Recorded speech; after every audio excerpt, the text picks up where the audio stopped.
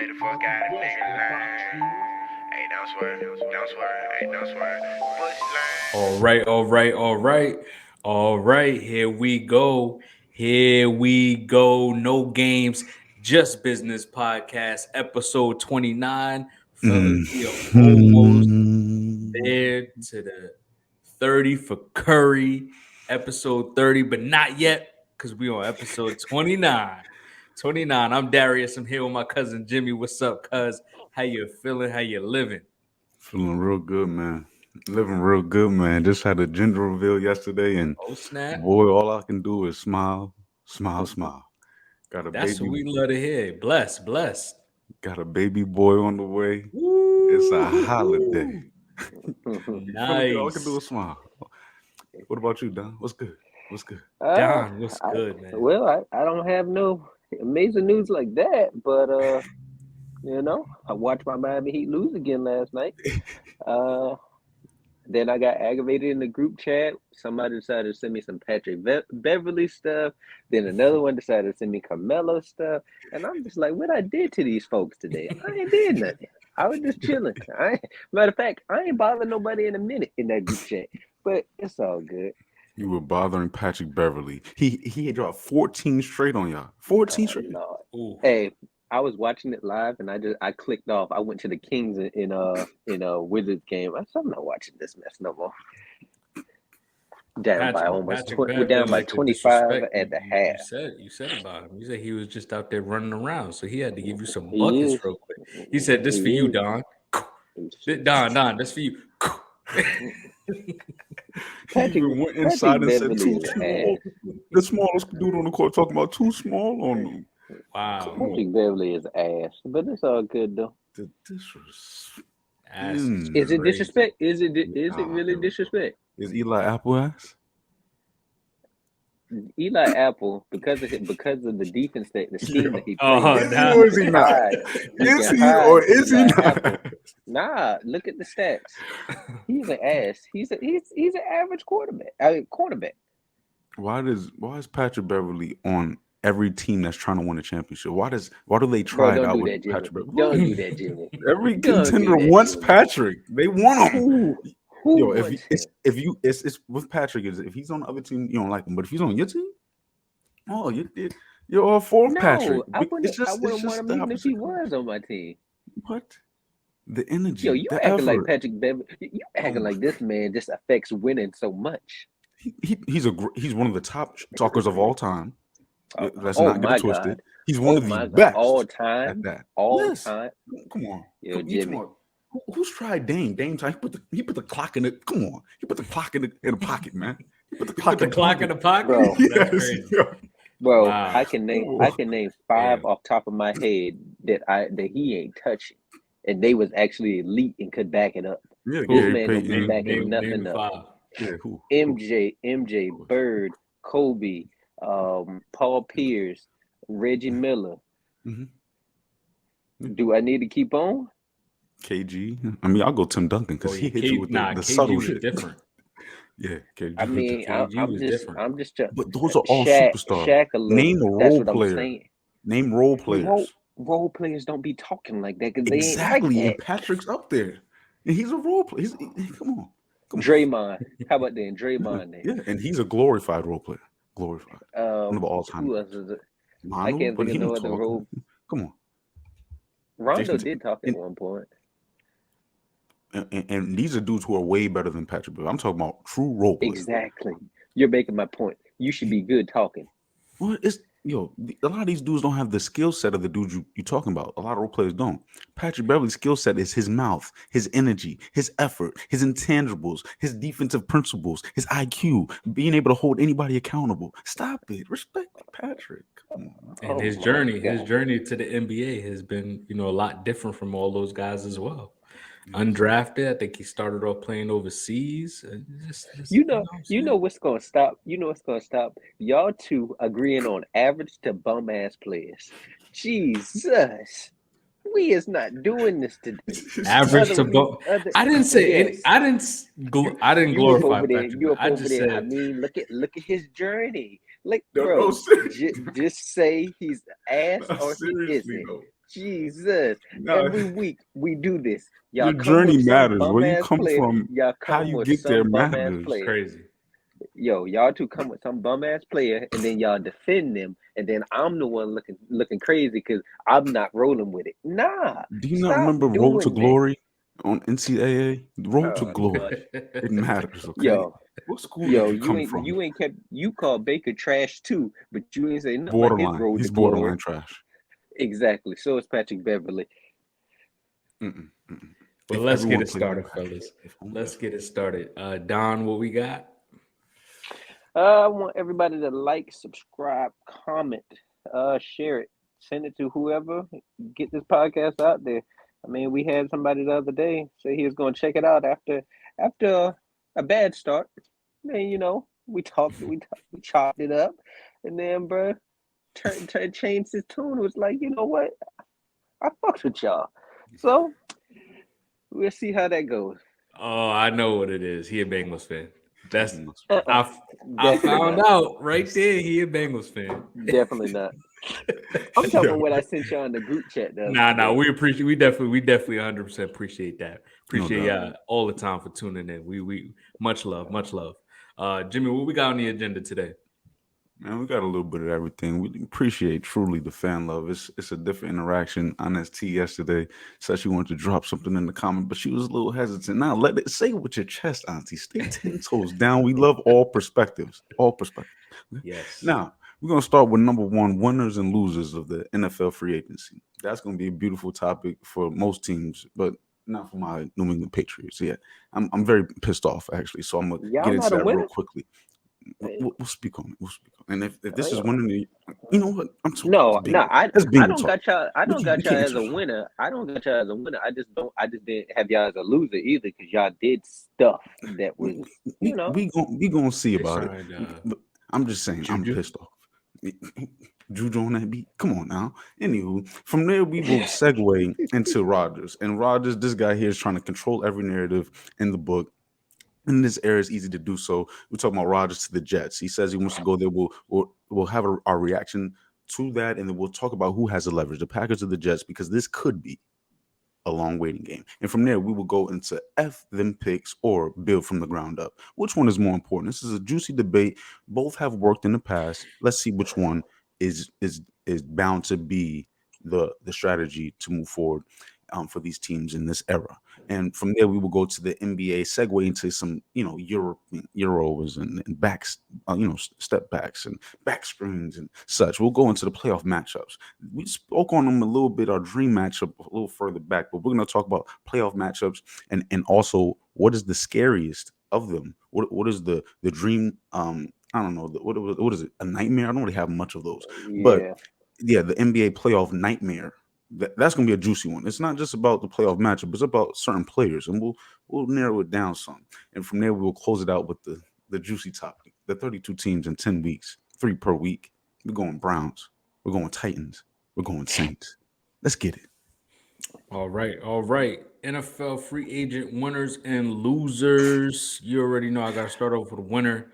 I got to go with the Atlanta Falcons. Now I'm Bro, saying stop I it. like it. Bro, I stop like it. it. I like it. I like Oh it. my You Jesus. get ahead. I should have worn my Falcons hat today. I'm shocked. I should have brought it out, man. I'm shocked. Because Arthur Smith and Terry Fontenot, Terry helped that Saints organization build the roster the way they were supposed to do it. And their defensive coordinator, as I brought up before, his tenure with the Saints was the best pass rushing defense in the league since he was the defensive coordinator. So what they're trying to do, obviously, we are horrible at pass rush. So Horrible let's start it period. off with you signed a big name. What'd you say? Or just You said horrible something? period. Okay. We are not going to tolerate any disrespect to the Atlanta Falcons organization here on this podcast. And we are going to start it off with the signing of Jesse Bates. You go ahead and go out and get a guy like Jesse Bates, one of the top safeties in the league. Now he a top safety because he on the Falcons. He was always a top Jesus. safety. You name I can name 5 better. free safeties. Name 7 or 8 free safeties that's better than him. Well, I can't name them off the top of my head, but I mean, Exactly. I can just name some Exactly. safeties that I know are Besides, better. How about just I name some safeties that I know are better? who? Minka. I give you Minka Fitzpatrick. We got hold on, let me see some teams. There some teams out there. Oh boy, Tonga, not Tonga, the old boy from the 49ers. He's Know who I'm a talking about? strong safety. Oh no, Eh, Jimmy Ward was the strong over there. I mean, who else we got out there? he had one good season so far. We talk about Jesse Bates that's in the prime of his career that still had 8 pass breakup. It's funny because you said they were the best duo in football, right? See, Safety you duo in keep pushing football. that narrative. You keep pushing that narrative. I said But one they of the best. okay. You said that they were one of the best, quote unquote, best safety duos in the NFL at this time with Von Bell and Jesse Bates. And guess what? They pretty much had very similar stats. So when we look at their stats, 71 tackles, just about 70 plus tackles for both of them. And then also they both had 8 pass breakups and 4 interceptions each. So I mean, that's 16 pass breakups and 8 interceptions combined with your safety duo. I mean, there's some safeties that doesn't even have 1 interception. So he's a playmaker. He's a playmaker back there, and that's what we need. We needed a veteran guy that is a leader and he in the prime of his career and not paying him a stupid amount of money. Like he That ain't isn't the stupid high. amount of money. He's not the highest paid safety in the league. He like the 4 or 5. That's fine with me. You could be the 4 or 5, just don't pay him the highest. We okay with that. You bring back Lorenzo Carter. Hey, it's a depth piece, so he'll be in rotation. I think Jonnu Smith for that 7th round draft pick was solid. He played with Arthur Smith back in Tennessee. Last time they played together, Jonnu had 8 touchdowns. I mean, it's been 2 years since that, but he's also a good run blocking tight end. I like it. You sign long term the best guard in football, Chris Lindstrom, 2-time All Pro. I love that. And you also don't pay. You get a veteran. No, you get a team friendly deal in a right tackle. He was the 3rd highest rated tackle in NFL, but I mean it's pretty overinflated because his rushing grade was 91 compared to his passing grade, which was 66. But that'll help us back in our run game. I think Taylor Heineke, I think the sign was solid because I live in the DC area. I live in the DC area, and I can tell you now, all Washington fans, they love that. That's a fan favorite right there. They love him. They will never say anything bad about Taylor Heineke. They honestly wish they could have kept him, and I think he'll compete as far as pushing Desmond Ridder to maximize his abilities. So we hope that he comes in, he competes, he pushes Desmond to be better. And then David Anyamata, big 300-pound D lineman. He has a good, solid. He gets to the quarterback for interior D lineman. I mean, 4 sacks with the Saints last year. I think that was a solid pickup right there to help with Grady Jarrett. We do still need pass rush, and we still need another receiver, but we made some good pieces. We got some good pieces. We picked up a couple of linebackers, and if we can solidify another wideout, we could find another corner. We need probably another running back. So, but the team itself, the offseason so far, is some solid pieces. I can't call y'all a winner because y'all biggest issue y'all didn't go out there and fix. I mean, Lamar Jackson sitting right out there, and y'all going to and pick up people that yes, y'all have holes everywhere, but y'all still have a big hole at quarterback. Y'all went and picked up Taylor Heineke. Really?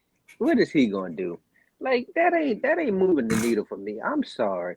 Like quarterback is the most important position up out here, and you still have an unproven Desmond Ridder, and then you got Taylor Heineke, who was losing his job left and right, and then he'll get back on the field, then lose it again. Like, bro, no, he was losing to Carson Wentz, who somebody I know you don't hold in high esteem. So, Okay.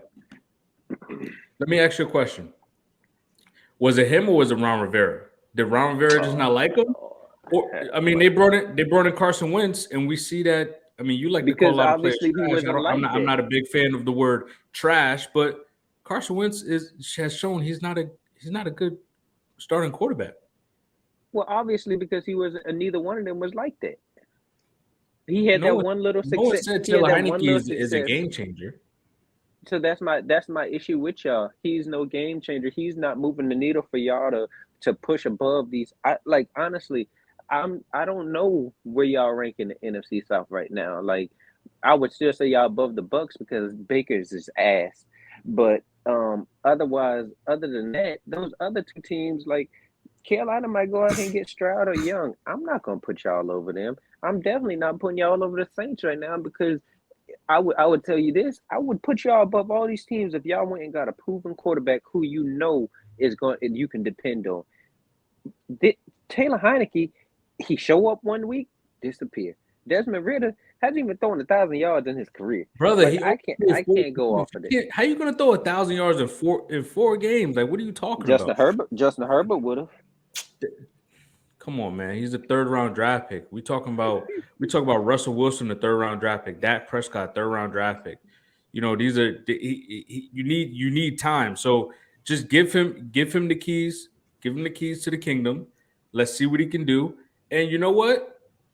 If it doesn't pan out, I'm not overpaying for a quarterback that has missed 10 games in 2 years. Don't get me wrong, the talent is there, but guess what? You see what Philly's doing? They're clearing house because guess who they have to pay? Jalen Hurts. You see what the Bengals are doing? They We're lost not key clearing pieces. house. Oh, listen, We're not clearing house. just give me a minute.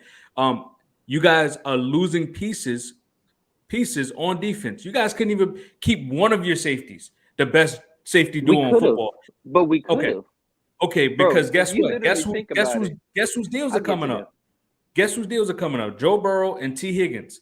So there are other pieces that you got to pay. We don't have why would I go out and spend money on a quarterback and he's going to take up 75-80% of my cap and I don't even have the roster to build around him? No, build a roster and you get the quarterback. You never know. If this team is bad next year, Y'all know guess who's in the draft that we can go get? Caleb Williams. If you think CJ Stroud and Bryce Young is going to be the face of the franchise, I think Caleb Williams is at least better than one of them. Bro, I'll go back with you on that Bengal stuff when it's my turn. Jimmy, you got anything on them bum ass Falcons? You know, the whole time I was really thinking about who would you rather be at quarterback? Like, would you rather the Jimmy Garoppolo route, the Derek Carr route? Like, what would you have rather the Falcons do? I think getting a bridge quarterback in there, which Taylor Heineke I think is, with a solid defense behind him, we've seen him be capable of keeping this team in the game. But you got to have the right pieces around him, and that's what the Falcons are working on. But also, the Falcons are able to run the ball. So I think if you're able to run the ball and then potentially allow Ritter to gradually become quarterback, you drafted him last year for a reason. Like you believe in him in some sense, I hope, and the opportunity really hasn't been given to him. So selling out to go get a quarterback who's mediocre, there isn't someone who's going to change the game without Yeah, it messing up your is. roster. Lamar, Well, what? yeah, He's going to mess up your roster. I'm saying they're going after Lamar, but I'm That's going about to to mess. look up to see how much cap space they still have left. But some of these guys, I mean, besides Jesse Beats and Lindstrom and I mean even McGarry or whatever his name is, he didn't get some crazy contract. It was like Well, wasn't it like that's 3 the for point. 30 or something like that? Brother, that is the point. We kept him on a team-friendly deal. We didn't have to overpay for him. But that's what I'm saying. I've seen it time and time again. When you have a legit quarterback back there, players will take a discount to come play for you if you have a legit quarterback back there. So And then I'm why don't we not see that with saying the Ravens? who wants to go play with Baltimore and they not passing the ball like that. It was Yo, the this scheme. man's crazy. But you wanted Lamar to come to the Atlanta Falcons saying that, oh yeah, if Lamar comes to the Falcons, then players are gonna want to come play. No, it doesn't work that way. I seen And it I'm multiple not times. worried. I'm not worried about a lot of these other teams, man. I'm not worried about the Panthers offense. They got no receivers. They got no They'll running get back. him They in the just draft. they just and they'll get him in the Bro, draft. what you mean? But we What can't. you But mean? They ain't got no running back. They draft the just got same. Miles Sanders. They just got Miles Sanders. I'm not worried about Miles Sanders. Yeah, he's never really rocked. Yeah, one. He had. You know what? You know what? Go ahead. Go ahead. We'll get to the running back position. My one of my biggest winners. You know, I didn't decide to do what Darius did, but I did decide to point out greatness, and that's those Cincinnati Bengals. They essentially got rid of a safety for a lineman who's going to have more impact on this team than Jesse Bates, because they literally paid the same amount of money as the Falcons did for Jesse Bates, and he's going to have a way bigger impact. For Orlando Brown, 4 for 64. Then they re-signed Jermaine Pratt, 3 for 21. That was a steal in itself. They signed Nick Scott the other night, 3 for 12. And then we got some depth with Cody Ford. And then they re-signed some other players that don't need to really be mentioned. But I say this: Brown chose the Bengals over the Jets and the Steelers, and that's with Aaron Rodgers pending to go to the Jets. So he just knew, hey, he coming here to win championships. He said that's what him and Joe Burrow talked about. They talk about winning multiple championships together. Honestly, there's an argument to be said. That's the only thing this team's been missing is an O-line. And now you're starting to shore it up. Yeah, you can say, oh, Jonah Williams asked for a trade. Jonah ain't really like that, but okay, that's fine. He got paid less than Mike McGlinchey and Juwan Taylor, and he's better than both of them. So when the trade went down, when the signing went down, all the Chiefs fans in the Bengals comments talking like, bro, y'all got a lesser offensive tackle and y'all paid him way more. Fuck up out of here. And also, what I will say, man blocked for 2 MVPs. I'm not saying it's destined, but it's really close to being destined that Joe Burrow's probably going to win an MVP real soon. He blocked for Lamar, he won an MVP. He blocked for Patrick Mahomes, he won an MVP. Hey, and he's the 18th. He's 18th in pass blocking. I think this is just a great signing. And hey, Bengals are finding deals for the players that they want. We just need a tight end, but hey, and another tackle. The draft is right there. We'll see how it goes. No, actually, I liked everything you had to say there, and I believe Joe Burrow is on the way to an MVP. I believe that it is very much more essential for y'all to pick up a right tackle, especially that one, a better one, and with on a good deal Left because of tackle. what true left tackle, and on a better deal because of what Cuz was saying earlier, you have to pay more people, so you want to get the best quality for the best price right now, and allow your core to be established and make it intriguing for T Higgins to stay, as opposed to leave, knowing that Joe Burrow is protected is the number one thing. But for the Chiefs, you were shitting on them while praising your team when your team's not great and their team is, and you called your team great. But that's neither here nor Oh there. Jesus! What I will say about those Chiefs is they don't need Brown as much because Patrick Mahomes is more elusive. He's more of an improviser, and It surely it's didn't not look and that it's way in the not Super and Bowl when the Bucks had him. it definitely did look like that this year against y'all and the Super Bowl on a hobbled ankle with a good line. This Juwan Taylor from the Jags, he's actually solid. He's not top tier, yes, but he's solid. And if you put solid in that system, a system that's been more established and more potent than yours, I feel the Chiefs will be perfectly fine. But I do like the Bengals as a winner. I do. Bro, I'll say go ahead. I'll say I give him the dub as well because that is one position that they actually really need is an offensive line. You want to definitely protect the prize in Joe Burrow. Um, but yeah, I think I agree with some points as far as they're just a really good team. So there's just a lot of other really good teams out there, and I mean Don may differ as far as who's going to be competitive out there in the AFC, but I mean you guys haven't won the big one yet. So you've been there, you lost the conference championship. So Hopefully, this helps you get over the hump, but we'll see. Bro, there's levels to this, but all Of I'm gonna sit course. here and say is they There's paid levels to the this, and Chiefs. you haven't hit The that level Chiefs yet. paid this man. I agree. Hey, I agree. But there's levels to this. You can't compare us to goddamn Buffalo Bills who hasn't done nothing in When this do we time bring? span.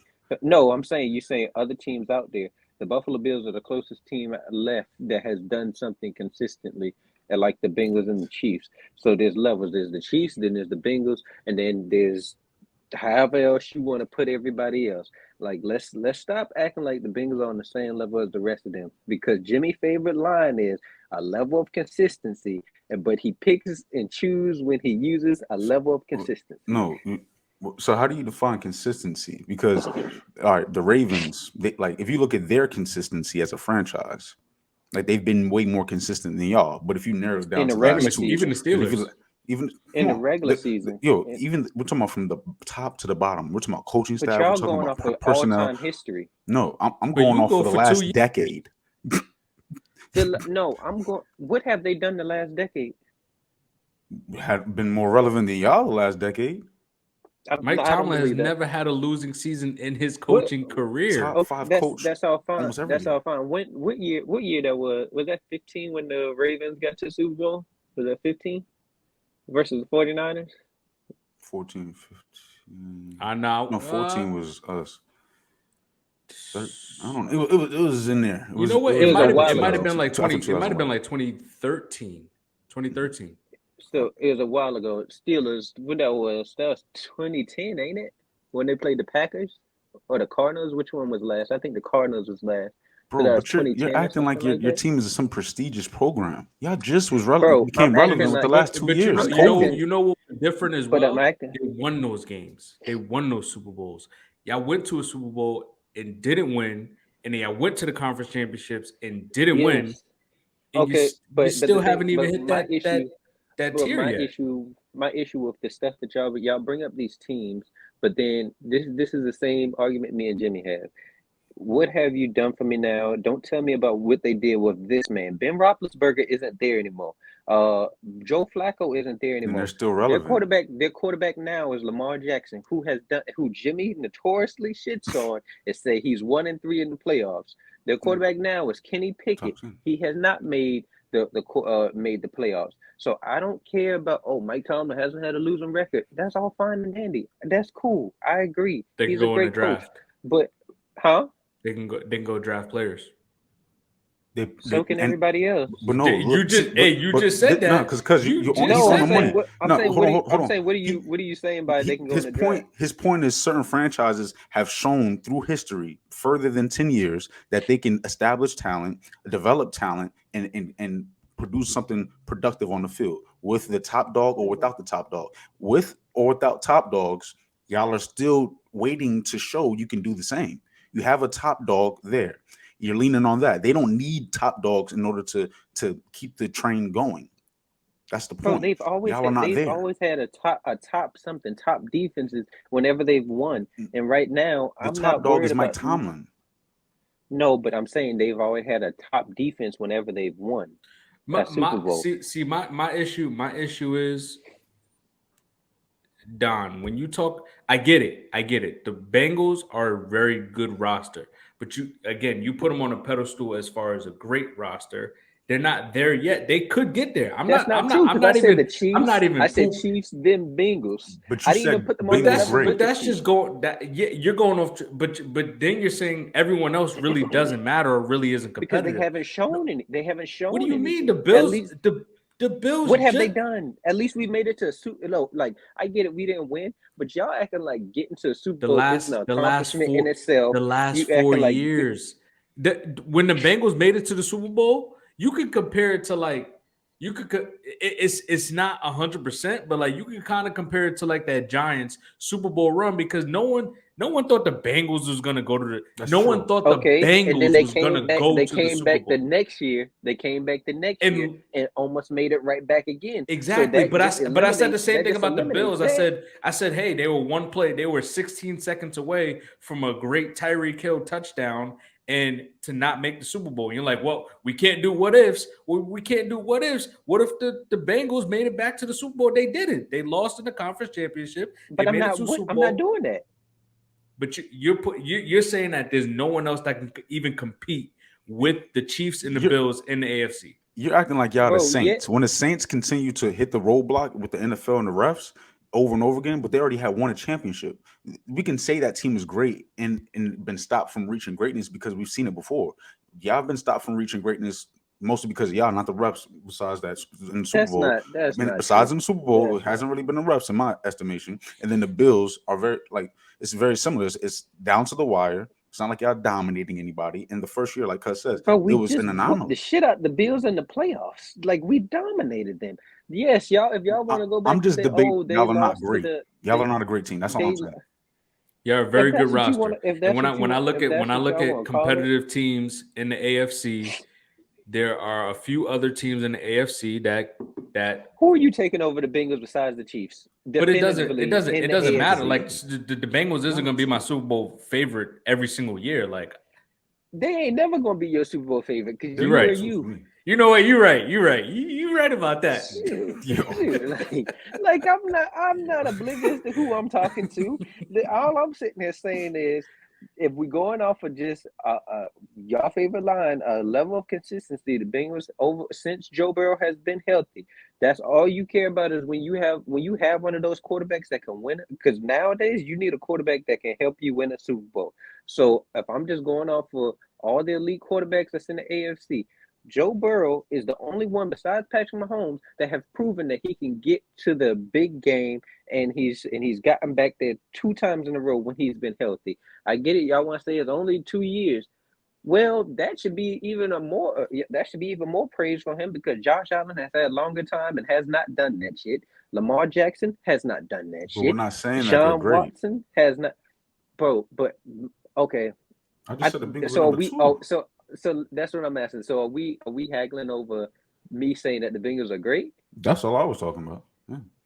And then you was doing a backhand to the Chiefs as if they're not great. This is disrespectful. Oh Lord! All I said was I talked about they signing. I didn't say nothing about what they've done. All I said was they're signing. I just hate that you just see it as is the way you see it is just that the Bengals mainly and the Chiefs is just gonna run the AFC for the next 10 years. Look at it. That's how a lot of people looking at it right now. Like the Chiefs has been to 4 Super Bowls in that's fine 5 years. That's fine. It's amazing. No, hold on. The thing about it is, I watch Nick Wright. Nick Wright is the biggest Chiefs fan and one of the people that don't never always want to say the Chiefs are going to run this and Chiefs are going to run that. If he's out here saying, yeah, the Chiefs and the Bengals are the only 2 teams that I'm definitive that are going to be there when it counts, why are 2 Falcons and Patriots fans trying to tell me a Bengals and a Chiefs fan agree that, okay, it's only us 2 really out here? So you sitting here because I don't think that's true. Other team I don't think that's true. True. I think the Bills lost more talent than us, but you ain't talking about that. If Josh Allen's considered a top 5 quarterback in the league, why can't he elevate his game? Why when Rodgers win a Super Bowl? Because he's a roller coaster. Because he's a roller coaster. That doesn't make any sense. When is the average time a quarterback is going to win a championship? Probably past the age of 27, 28, probably in their early 30s. Bro, that's all fine and dandy. But if you have 2 quarterbacks that are better than you, and they have better rosters than you, it does not matter. Like it's all good. Here, the Bills, the Bills. Oh, let me not forget. Let me not forget about your other favorite. Oh, half there, half not Tua.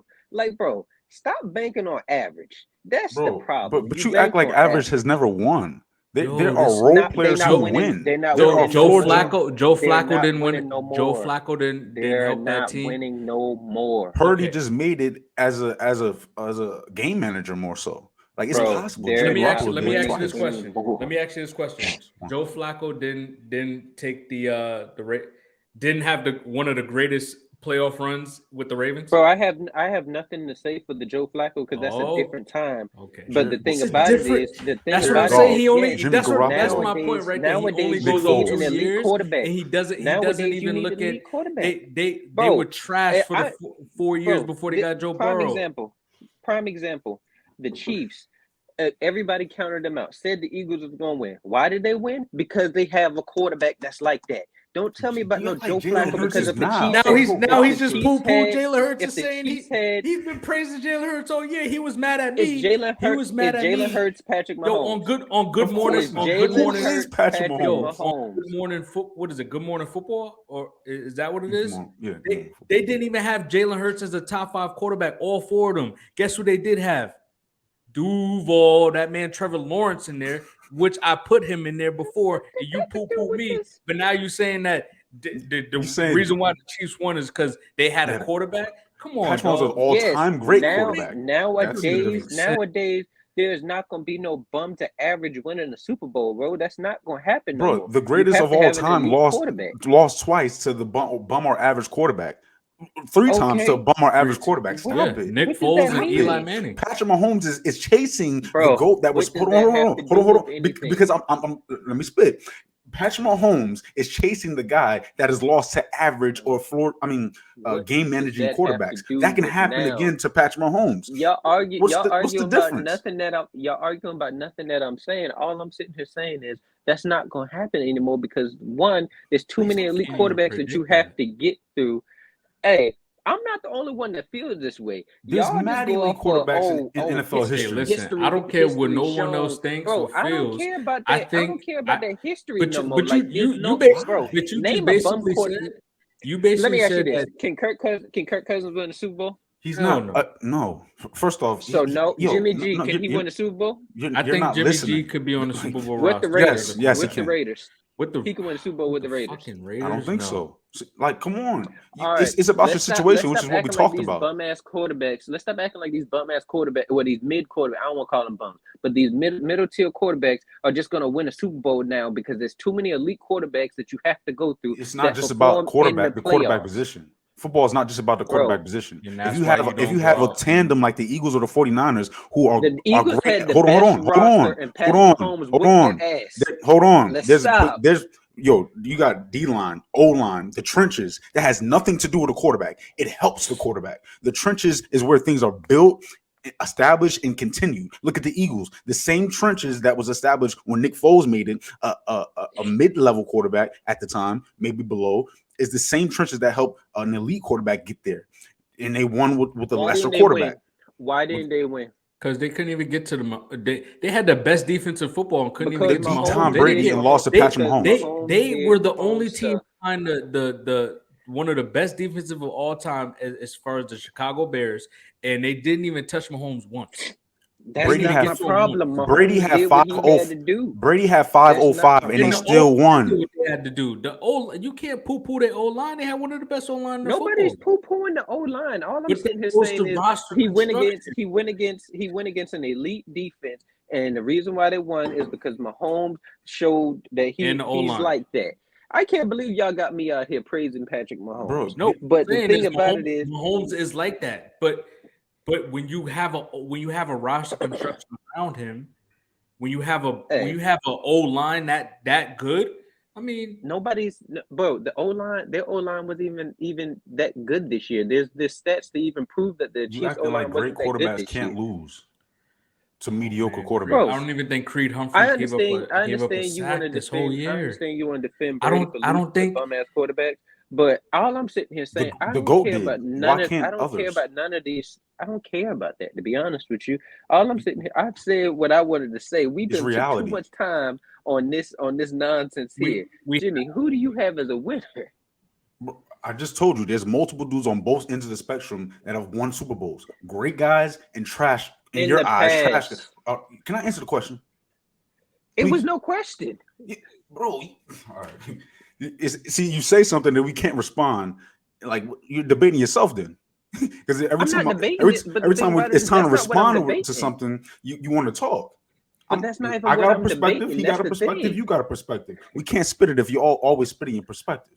But y'all bringing up something that I ain't even arguing. I don't care about that. I No, don't. you don't like I've the said my angle in which piece though. you don't like the angle in which we're debating it, and that's fine. But let us spit. Because that's not what I'm sitting here saying. I never sat here and said, Next winner, "Oh, in the next winner. past, such and such has won a championship." I don't give a fuck about what Joe Flacco did in the past. Stop shitting on average quarterbacks because average quarterbacks have done more than any of your Bengals quarterbacks put Let together. me see. Anywho, Let me see what an average winners quarterback does for in the Bears. this Winners for the Bears. future. I believe the Jesus. Bears are a winner in All free right, let agency me see because they so much believe in their average. quarterback, Justin Fields. All around help around him. You talking about the defensive end to solidify the middle with TJ Edwards, and you talking about Tremaine Edwards, the guy who will replace Roquan Smith in my mind as their sideline to sideline linebacker. You're talking about a Bears roster that has gotten a number one option in DJ Moore. The trade assisted in the free agency being what it was able to be and being more attractive destination for the guys like Nate Davis and for Dante Foreman as well. You're talking about a line that is sort of had its troubles, and Nate Davis is injury prone coming from the Titans, but he also is great at run block. He's not the best in pass protection, but they believe in what they have in there, and I love to see it because Justin Fields. There's been a lot of questions around him, sort of like the Jalen Hurts of the last couple of years and the Dak Prescott's. But I believe this guy has intangibles of a winner, intangibles of a leader, not the likes of Jalen Hurts, but more better than Dak Prescott in my mind. So I believe going forward, and even with the PJ Walker pickup, I like that as a backup because he's a competitor. He competes, and with the Panthers roster, a roster that was expecting less, he did a solid job, I believe, in the mix of all that chaos and minimal weapons at the time. When you had Christian McCaffrey traded, we thought. But anyway, I believe this team is doing well to start off. They have a lot more cap space to work with, and I believe the future is bright for them, especially in this division. You talking about the Vikings? They're trying to build something out there. The Packers, some people love them, Jordan Love and such, and some people believe he'll be average, and I'm one of those people. So I believe the Bears can fight with the Lions for the top 2 seed in this division. Yeah, I agree. I think the Bears are definitely turning that roster around. They got like two middle linebackers that'll solidify. They're not better than Roquan, but as a tandem, they'll do some damage over there. And DJ Moore was bringing another weapon is fantastic. I think they also brought in Dante Foreman, which is a nice little piece for them.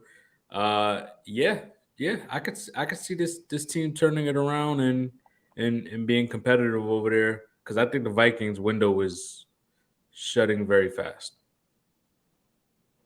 I got the Bears as a winner also. Um, as if you get a number one receiver in DJ Moore to add with Darnell Mooney, and you get 2 first-round picks and 2 seconds, and then you go out here and fix some parts of your defense and Tremaine Edmonds and TJ Edwards, I think you're gonna be a winner. I'm not. I'm not too. The Bears, I think they're gonna be better than what they was last year. I'm not sure if they're gonna. I go back and forth on if they're gonna be an elite team after it kind of rubbed me the wrong way when Darius said that Dan Orlovsky said that Justin Fields is gonna be an MVP. I can't roll with that. I don't think the Bears are gonna be that elite. I think they're just gonna be a good team, probably win like 6-7 games. But I think they're built for success. They still have like $44 million in cap space, so they can still go out here and make some moves, and they still can go out here and draft somebody with that number 9 overall pick. So we'll see how that goes.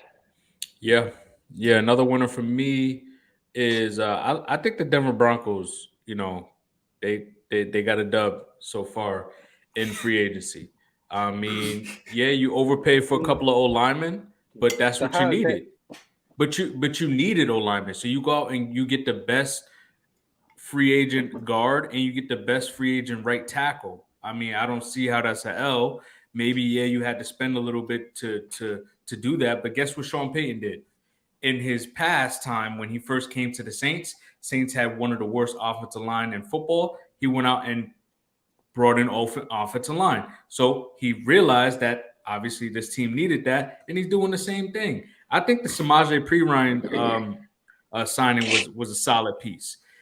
for some reason in Sean Payton's system, he does very well with a 2-back system. One guy is more of a pass catcher, and Samaje Perine is a good veteran back that can pretty much he's not like the top tier back, but he can pretty much do it all. And running backs is pretty much plug and play nowadays. And he can catch, he can pass block, he's not going to fumble the football. So I think Samaje Perine for them is a solid piece. They do need another running back there. They take Zach Allen from the Cardinals, which was nice to beef up the D line there. And then they also re-signed Alex Singleton, who's had 100+ tackles, over the last 3 seasons. So I like the moves for them because they went out and got pieces where they needed to hit. So they probably gonna have to trade one of their receivers in order to get some form of draft capital. But they still have cap space to go out and get players. This is Go ahead now. I know. Yeah, this I don't get how that's an L. So y'all think that's an L? I don't think it's an L. I don't think it's a winner though, because they overpaid for positions that Mike McGlinchey, he's straight. He is not worth no $87 million. I get it. You want to say they want to protect Russell Wilson. They don't believe in Russell Wilson either because they went and got Jared Stidham. So it's that like, bro, like this man doesn't make any sense. That's insurance. If Russell Wilson goes, it's not insurance. It's just picking up a backup. It's just picking up a backup. They want to get a back, bro. No, it's not. I was just listening to NFL experts say, "Oh, this is a great move." Sean Payton, he went here and got Jared Stidham because if Russell Wilson does not perform, they're going to replace him with Jared Stidham. What do you mean? Russell Wilson ain't that guy. You lean on you can have the perspective on experts that right. You can learn a lot from listening to other people, and if they know more, they're more tied into the situation. I'm gonna sit here and be like, oh, well, that kind of makes more sense. Like Jared Stidham, he isn't like this amazing quarterback, but neither is Russell Wilson. Wait, this man poo-pooed Taylor Heineke, but just said, oh, if Russell Wilson doesn't pan out, then Jared Stidham, he's that guy. It's because of what he believes of Russell. Hold on. What? God, Lee. It's because of how he feels about Russell Wilson. That's why. It's because he got all those guys on the same tier, which is the disrespect behind the Super Bowl champion who's made it there multiple times. But that's neither here nor there. Bro, as far as the analysts, we don't give credit for dick riding, bro. I understand dudes get paid for this, but also it's an opinion-based game also and based off perspectives. And the perspective that Darius is given isn't some bullshit perspective if you believe in the Super Bowl winning quarterback in Russell Wilson and Sean Payton's mind behind him. You acting like Russell Wilson is garbage. You acting like Russell Wilson is Matt Ryan. Shit. And he's not. He close to it.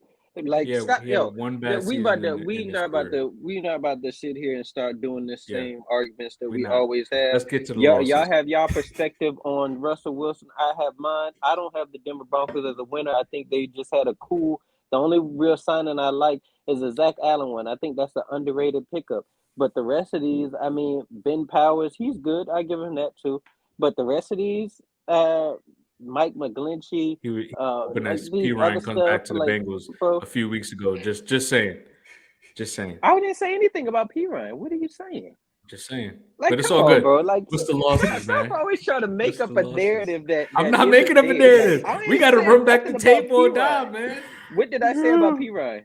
You said that you guys are most likely going to bring him back and cut Mixon. Yeah, but I didn't say anything bad about him just now. Like, the thing about it is he chose to go there because the Bengals offered him the same amount of money. He chose to go there. That's all fine and dandy. I guess he wanted a bigger role. But I don't care about him going to the Denver Broncos. Like, but acknowledge the solid signing. That's what Cuz is saying. What is are you going to bring up Perine? If you sitting here talking about all the major signings that they had? No, it's going to be like the main guys. It's going to be the main guys. He was solid for y'all. Yes, I'm not saying he wasn't. So what you want me to say? Acknowledge the good and others. What you want me to say just now? Let's get to the losers, You want me to say just now? Oh, they got Samaje Perine also. That's a good signing too. Yeah, he's a great blocker. Yeah, I give him that. He's a blocker. Right? He's a great veteran. I give him that. But he's not moving the needle or nothing.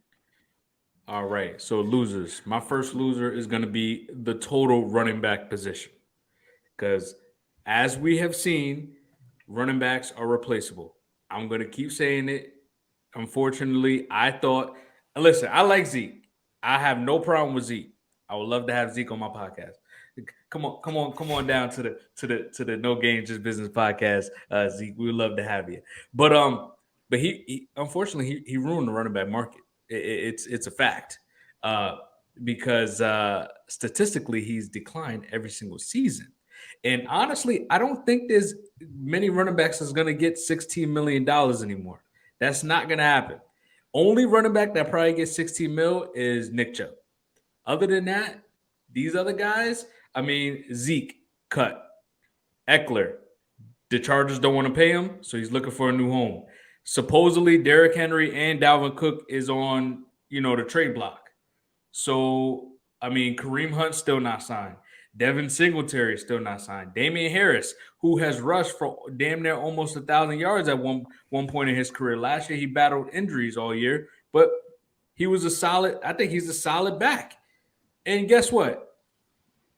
Don's boy, Miles Sanders, he had a career year in rushing yards. And David Montgomery, who teams think he's a solid running back, and Jamal Williams, who scored 17 rushing touchdowns last year. You want to know what their average salary is combined with the three? $6.5 million. The running back position, these guys aren't getting paid. So pretty much plug and play. You can go out and get a guy in the draft nowadays and have him on his rookie deal for 3 years and move forward. So I think the running back position is a loser. I like that. What's up, Don? My loser, the Baltimore Ravens. Literally have not done nothing. Then they got the Lamar Jackson stuff. The only stuff they've done is sign a long snapper and then Justice Hill, and then they cut Calais Campbell, and they still have not got a legit weapon on the outside. So the Baltimore Ravens are a loser for me. I think we gotta worry about paying a guy $200+ million. I don't think there's much you can do because you got to figure out where your cap is going to be after you pay him. So, hey, I'm good with Desmond Ridder. Go ahead, Jimmie. Man, oh man.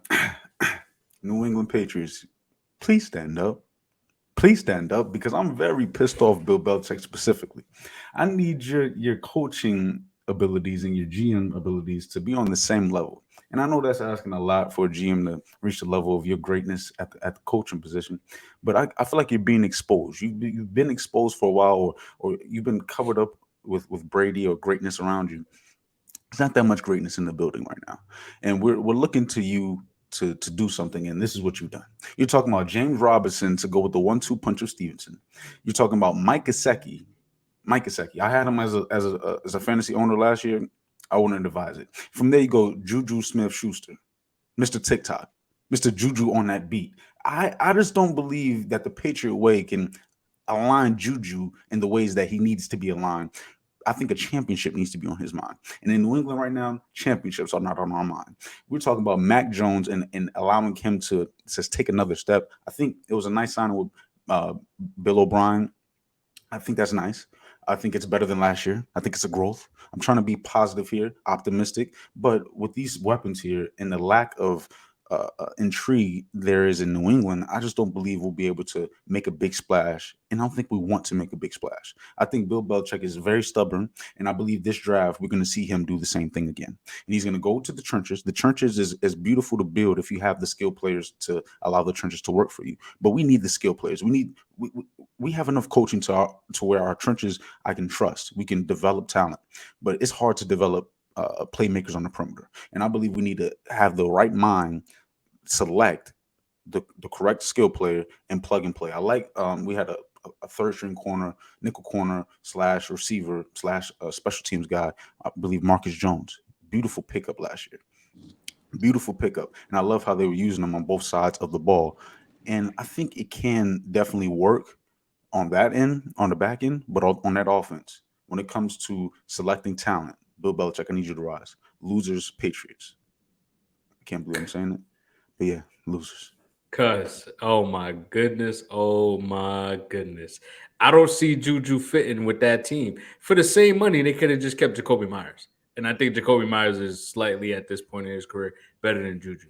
Um, and with the TikToking and all that, when it's the Patriot way, you're pretty much a robot, right?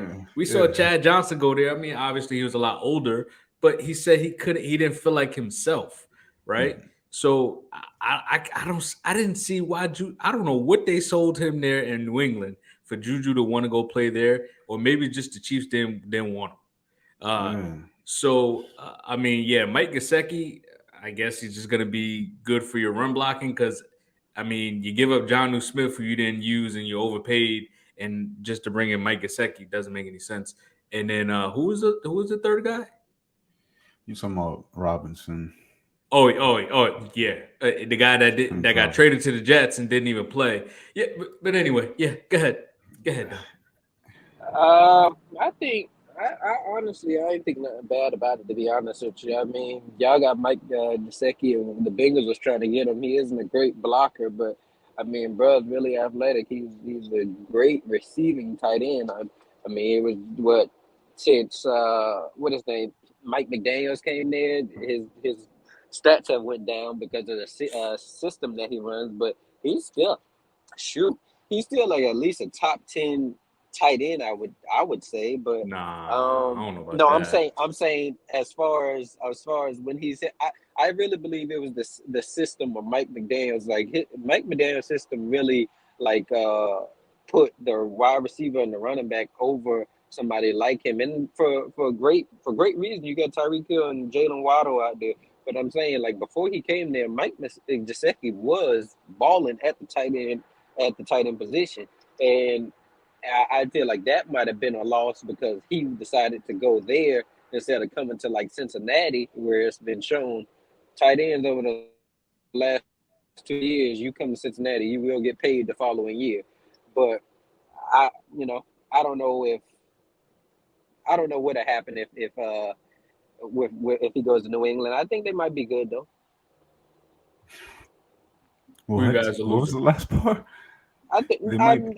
I think y'all might be like I'm not buying into all this narrative of like the Dolphins and the Jets are just gonna run away with this division. I think y'all still have a fighter's chance. Like you said, I like Bill O'Brien coming back.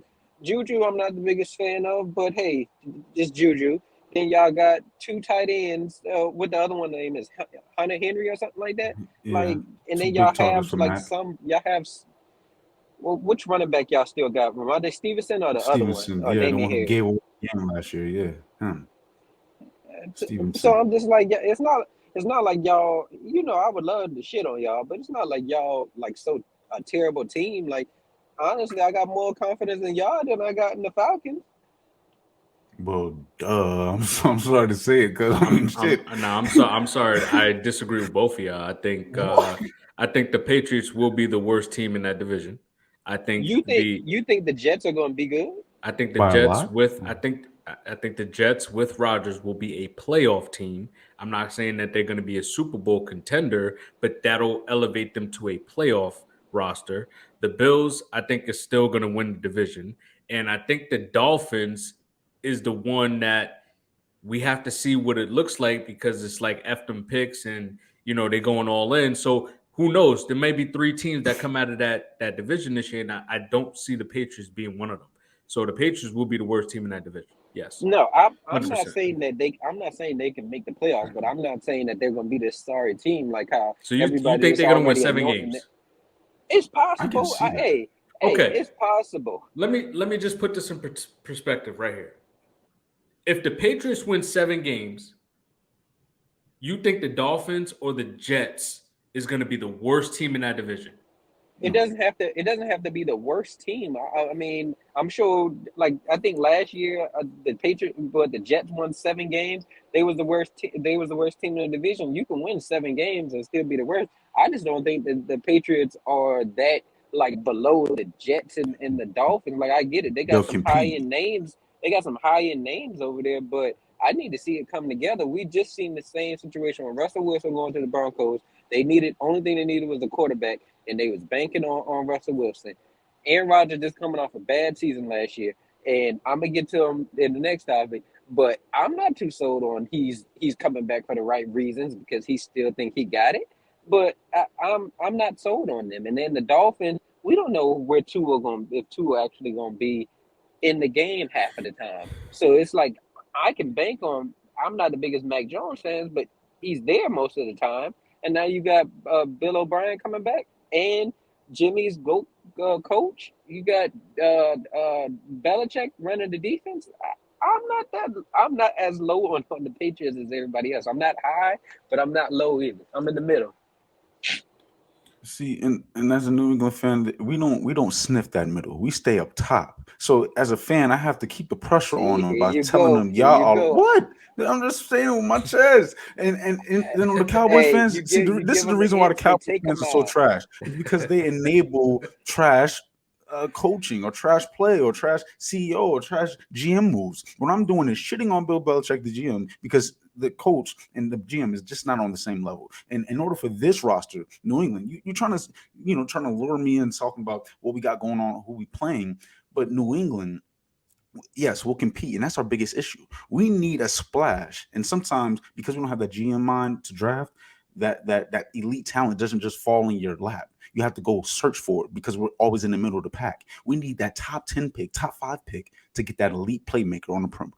We just don't have it because we Well, compete I too could much. tell you from the signings that I did sign that's probably Bill O'Brien picking up those players. That Okay. can't be Bill Belichick uh, putting his mind, his GM cap on and going out and getting those players.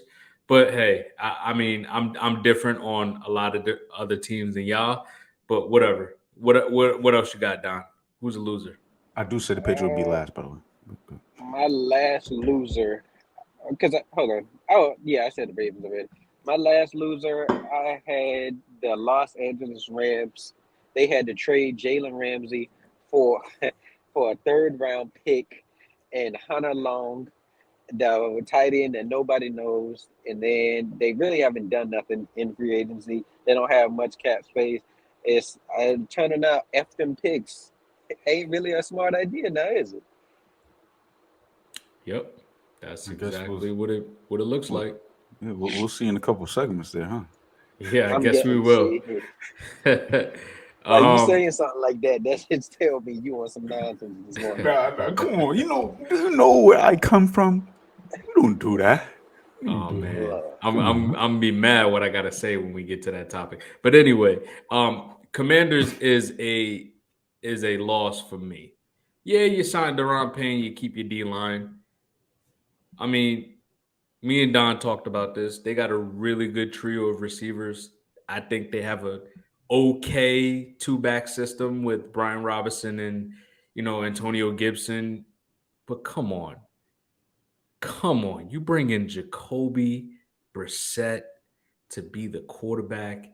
You had guys like Derek Carr out there. You got Jimmy G out there. You don't even want to bring in Lamar Jackson, who everyone wants, quote unquote. Um, and you bring in Jacoby Brissett, who is I at bet you 18 wouldn't and have had an issue if they bought in Baker Mayfield.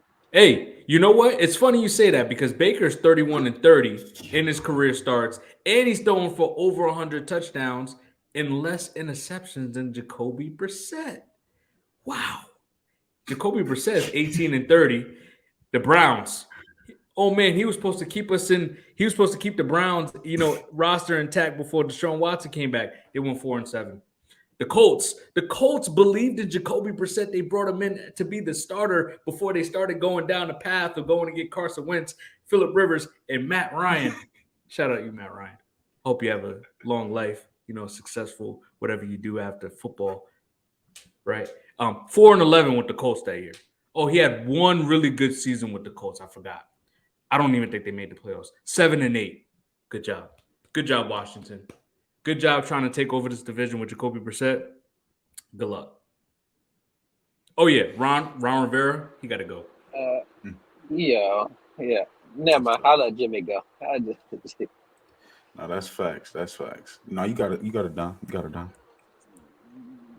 It's just the fact of you poo poo and Jacoby Brissett, but he had a better season than Baker last year.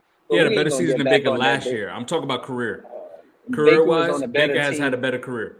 Baker was on a better I team. don't want to hear he's on a better team because you just poo-pooed that team. Yes, that's what I'm sitting. But the team was still. Did I not sit here and say that the team still had players on it? We always talked about the Colts being a quarterback away. Jacoby could have been that quarterback. He wasn't. The Commanders are a quarterback So away. could Baker. Why? So Why could would Baker. Jacoby be that Why guy? he went to the Colts also. I'm not saying he's gonna be their guy. I'm 50-50 with Darius. So yeah, they should have went and kicked the can on Lamar. But all I'm sitting here saying is, I mean, Jacoby. I don't think he's like no world beater or anything. But he's But better I'm than not gonna call Baker. him. Yes, it doesn't take much to be better than Baker. It's all good, man. I'm not gonna get into the big. I think a lot of players are better than Jacoby. Honestly, it really doesn't matter. I just think Washington should have just went out and got a better quarterback. That really, whether But even if it was Baker or if it was Jacoby or if it was Taylor Heineke, I'm like, what are you doing? You have a very solid roster. Just go out and get a quarterback that the Saints went out and paid Derek Carr, or just go get Jimmy G. Like there's some other players out there that are better than these guys. I That's all agree. I'm saying. Let me ask you this: who gonna have a better record, the Commanders or the Bucks? Oof. Ooh, That's tough man. because the I'm division. gonna still say the Commanders. Oh, okay. I think the That's all I Commanders. wanted to know. Yeah. Yeah. Anyway. Y'all ready? Y'all ready going it down with Rodgers? Let's do it. So we're gonna get into Aaron bleeping Rodgers. This is a two-part question here. So Rodgers said he wants to play for the Jets. What's your overall take? And then the second part to this question is who has the more leverage, the Packers or the Jets? Jimmie, you want to start this? I will because they're trying to hit home over here with them Jets, New York Jets, whatever. And for me, I like to keep it 100, and I'm a little nervous with Rodgers coming over there during the regular season. Okay, and we usually split with the Jets or just outright beat the Jets 2 times like we did last year, and this time around it'll be a lot more difficult when you talk about Rodgers with the weapons in the regular season. I truly believe, because this guy's an MVP candidate year in and year out. I don't like his narrative controlling behind. I don't like his lack of leadership. But this guy is not falling off a cliff. He's gradually regressing. And we can deal with gradually regressing when you're coming from all-time great heights when it comes to ability.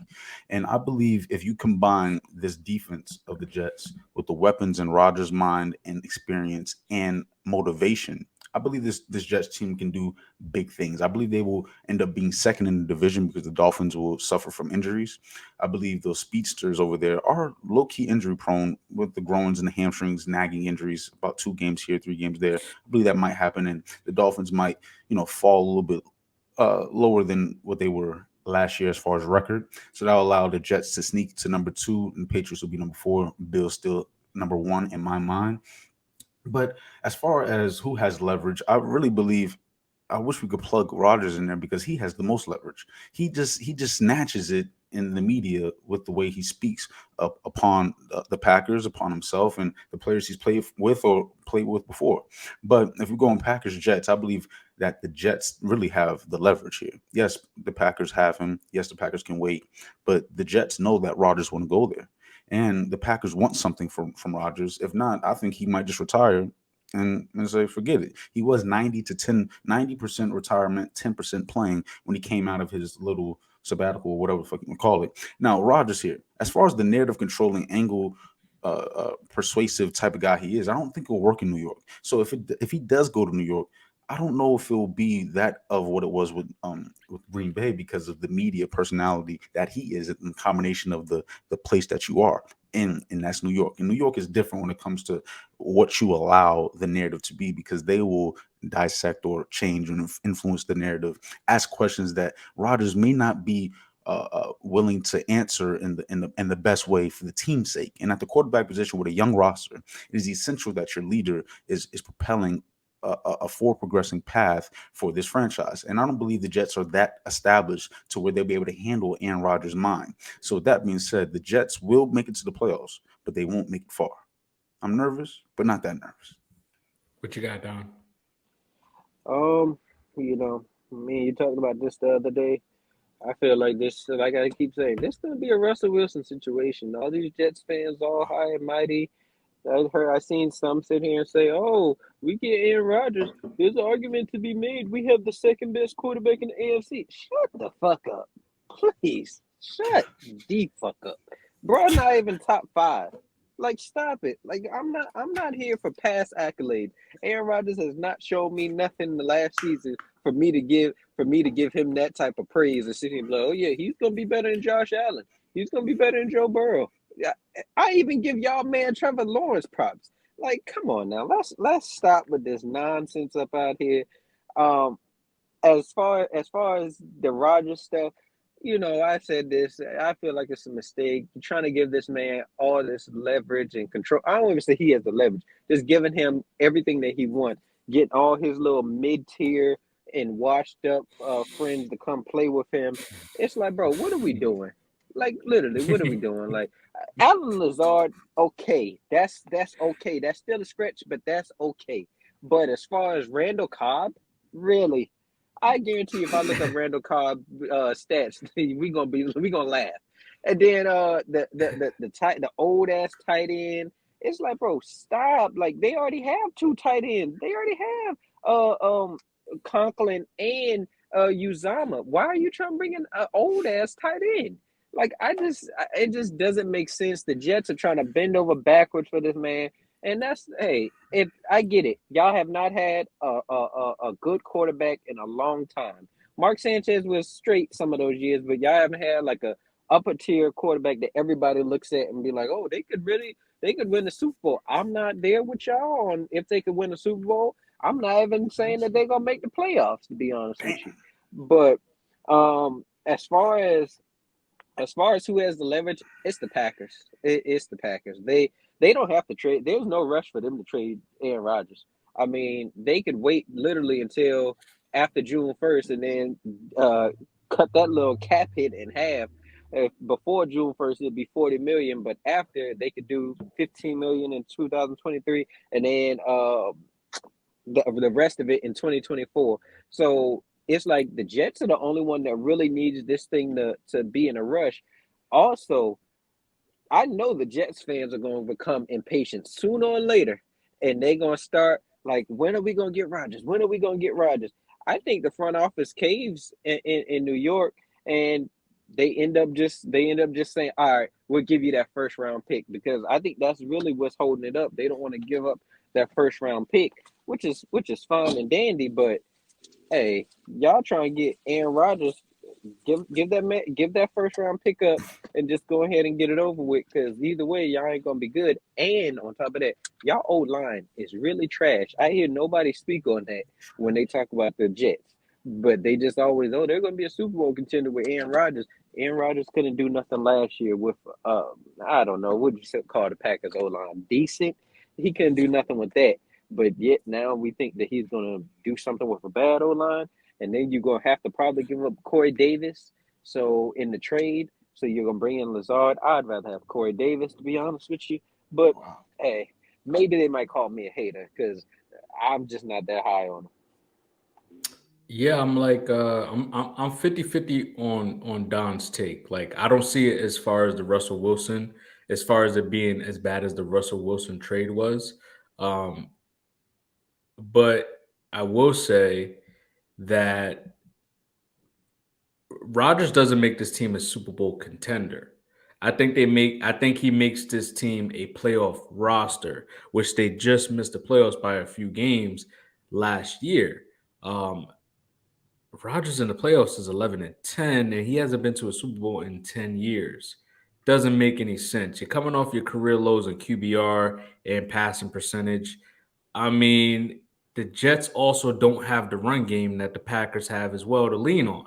Yes, they have better weapons on the outside, but like Don said, you're going to have to give up Corey Davis. And I actually saw a meme. It was like, who's winning free agency? And it was like Aaron Rodgers' friends. and it had all the receivers that he wanted to be in with the Jets in that old ass tight end. So that was funny to me. But yeah, I don't get it. Like you have Garrett Wilson there, you got Eli Moore. I really think it's just like a comfort. It's like a comfort level for him. He's just like, oh, if I bring my friend Cobb, Randall Cobb, I can count on him. Or Alan Lazard, who I think only can excel with Rodgers, which is okay.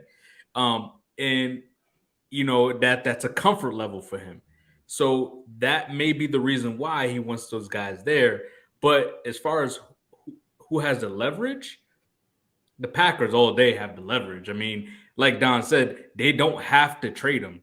They're like, you can go to the Jets and they'll give us our first round draft pick, or you can retire. Do whatever you want to do, Rodgers. But either way, you're not playing here. We're moving forward with Jordan Love. No matter which way you see it, we're going with Jordan Love. And I said it a couple of weeks ago. I said the Jets is going to fuck up. They're going to miss out on Derek Carr, who I think would have been a better suit for them, and Jimmy G by waiting on a 40-year-old quarterback. We're not talking about a 35-year-old quarterback here. We're not talking about a 32-year-old quarterback here, or a guy that's in the middle of his prime, around 27, right? We're talking about a 40-year-old guy. You're not Brady. You're not Brady. You don't be in the, I don't know. Maybe Rodgers is in there being a real heavy study guy and analyzing the game and just loves to compete, but it doesn't seem that way, right? So, I mean, I predict that this team is going to go to the playoffs, but I see it as like a first round, maybe second round exit. I do see him being statistically better because he has better weapons. So I could see him being around like that 30. So he threw for 26 touchdowns last year. I could see that bumping up to, 32. And he doesn't really turn the football over that much. So from 12, I think he could drop that down to maybe like 8 to 10, maybe. I don't see him going double digits again. But I just don't see it like working out long term, and they're just going to be in quarterback hell for like the next 3 or 4 years. Go ahead. Go ahead, bro. I believe that they are in limbo when it comes to them picks or building from the ground up, because they have built from the ground up beautifully especially last year. Now, with Rodgers, greatness sometimes attracts. It's not the best when it comes to greatness, because it can fool you. It can have a mask on or whatever. But I believe we should allow the pro and con that comes with Aaron Rodgers, which is his mouth and his narrative controlling behind, on Pat McAfee's show. When it comes to those weapons, Randall Cobb, Odell, Lewis, Alazar, I believe that, first off, we shouldn't assume that the report is true. I don't want to. The media is not always correct. There can be some false news there. I believe he's very transparent in how things go behind the scenes. I believe sometimes we don't necessarily like his personality, but he's very telling of what he wants. And I believe the conversation more so went like this. These guys are not on the Packers. These guys are free agents. Who would you like for us to sign? As a quarterback of any franchise, you go to as a leader of any franchise, you go to your quarterback to help make decisions, no matter how good or great he is. If you believe in him, you go to him to help him create the path, and as far as comfort for him back there and in a new environment, bring pieces that he's privy to. Now, Randall Cobb, we're going to shit on Randall Cobb because of his age, but Randall Cobb, after the play breaks down, is a beautiful route runner religiously. He's older in his career, obviously, yes, but I believe he's a postseason guy. I believe in the postseason, he'll be more of a factor. After the play breaks down, we've seen Randall Cobb make hella plays in the middle of the field. He's a great second route runner in the midst of a play. So I think that really can help, along with Alan Lazard and his big body. I believe he's a great red zone threat, something the Jets really don't have right now. So I believe those weapons actually make sense. And Lewis, that's the only one that just don't make sense. And if who don't want Odell as the third or fourth or fifth option? I mean, I think it'd be beautiful. I also the one thing that I also heard, I agreed with your first pick of. He was 90%. He said he was 90% ready to go in retirement, and they because You're breaking up. Hear me? Yeah. Yeah. I was saying that he was getting that percent competitive, but then all of a sudden You're still breaking up. What about now? Yeah, we hear you. He went near 90% to retire, and all of a sudden, oh, you hear the day shopping. Oh, I'm gonna play. I just think he coming back for the wrong reasons. I don't have much faith in it, and hey, time will tell. But I think that's gonna be a rough situation. All right. So let's get into F them picks or team builder. All right, I will start this off. I'm not a really big F them picks, guys. And that is the reason why I don't want to go out and get Lamar Jackson if I am if I'm with the Falcons organization, right? I'm just looking at some roster. I'm just looking at the last 20 years of teams that won Super Bowls. And really only one team won with F them picks, and that's the Rams. And you see what happened the following year. Injuries, age, guys digressing. I mean, I'm just looking at the Patriots. Like they draft, a player like Brady hitting the gold mine with players like Gronk, Devin McCourty, Nate Soldier, Chandler Jones, Dante Hightower, Jamie Collins, Logan Ryan. These guys been to 7 Super Bowls. 7. I'm just talking about that core of players. Been to 7 Super Bowls. Then find the diamonds like undrafted free agents like Julian Edelman, who was a quarterback in college.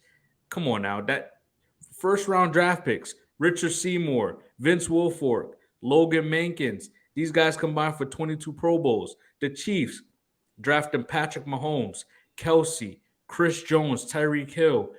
And then with those pieces, right, you have stars, you draft stars, and then you bring in pieces like a Tyrann Mathieu, a Frank Clark, right?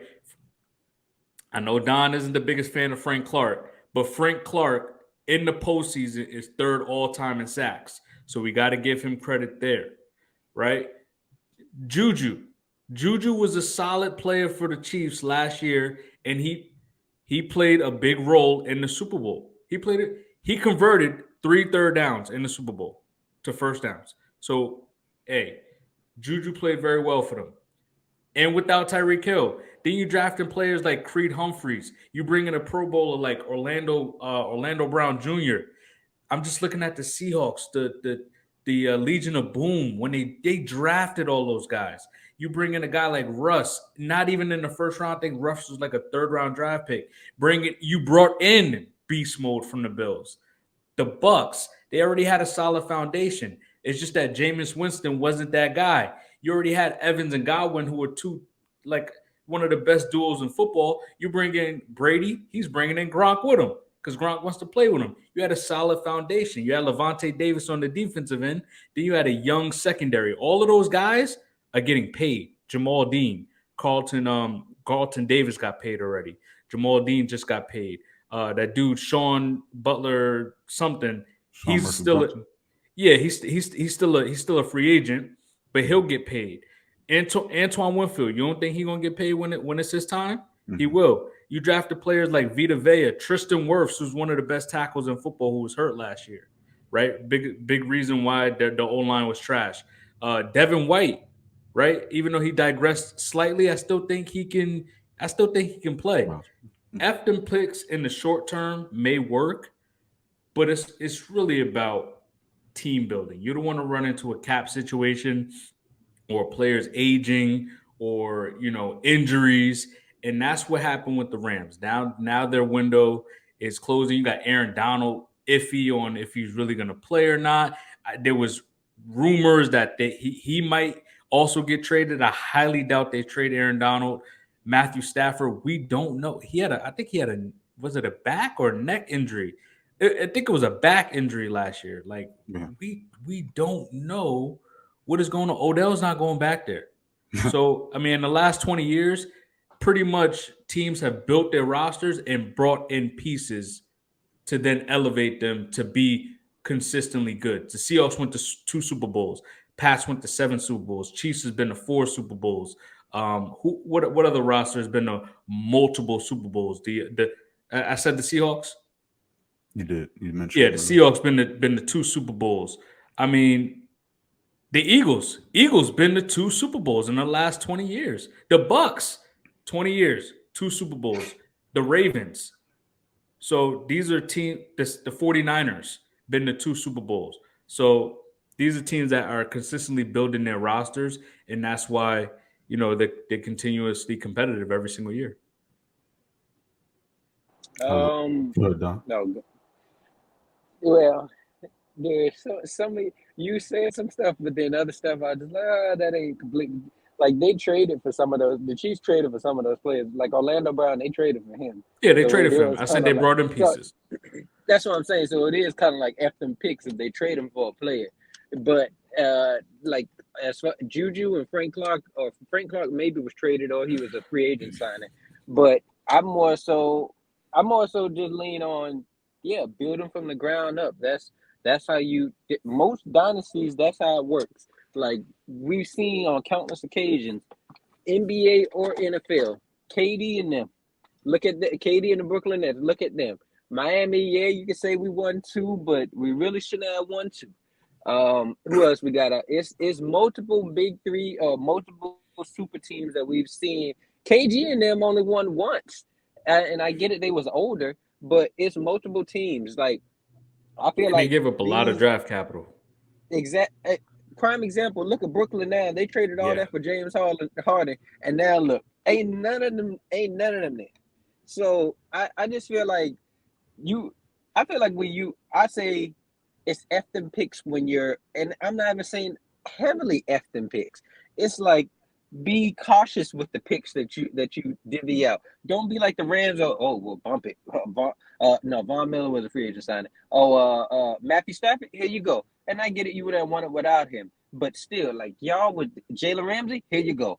Now look at it. I guess you could try to say it's worth it. We got a Super Bowl out of it.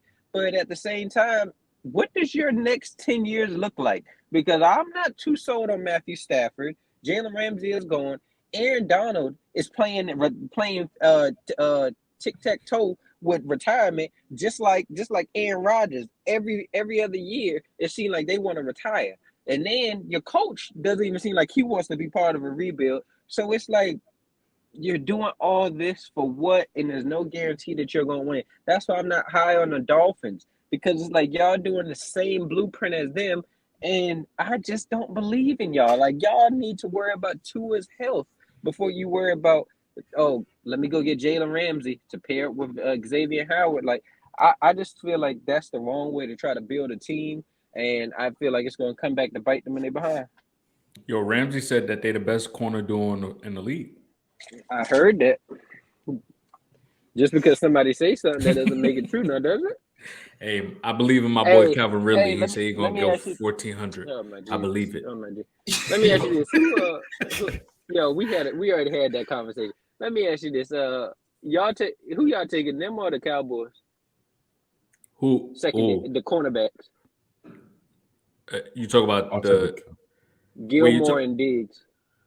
Gilmore and Diggs, or Jalen Ramsey and Xavier Howard? Parsons in front of him. I'm taking Diggs and Gilmore. I'm just going strictly off of cornerbacks. As corners, lockdown, I'm going with Jalen Ramsey and Xavier Howard. Yo, also, both of them could play man to man. Diggs don't play man to man. Both of them get burned up. Also, Diggs get burnt up. He just catches. He's a gambler. He got better last year. I give him that. My one other thing, I'm trying to figure out where you fall on this, Darius, because you said you're not with F them picks, but then you got the Dolphins winning the Super Bowl in 3 years. So. Jalen Ramsey effect, or should I say the prime effect? Hey, listen, I'm not with F them picks, but I did say wherever Jalen Ramsey go will win the Super Bowl in at least 3 years, 1 to 3 years. So yes, whether it's with Tua or without Tua or Brady come back, they've been talking about him going to the Dolphins. Who knows? Please stand up. Man. Please stand up. Man. He been talking about it. Hey, you never know. So. Yes, I'm still gonna go with that. I'm not saying it's the best way to go, but it could work. It has worked with the Rams. Let's see if it'll work with the Dolphins. Who knows? I don't know. But their front seven's really good. They got a pass rush. They have a run stopping defense. Xavier Howard actually wasn't as bad as what people think. He was the only corner on the roster, and he still had a good amount of interceptions and pass breakups.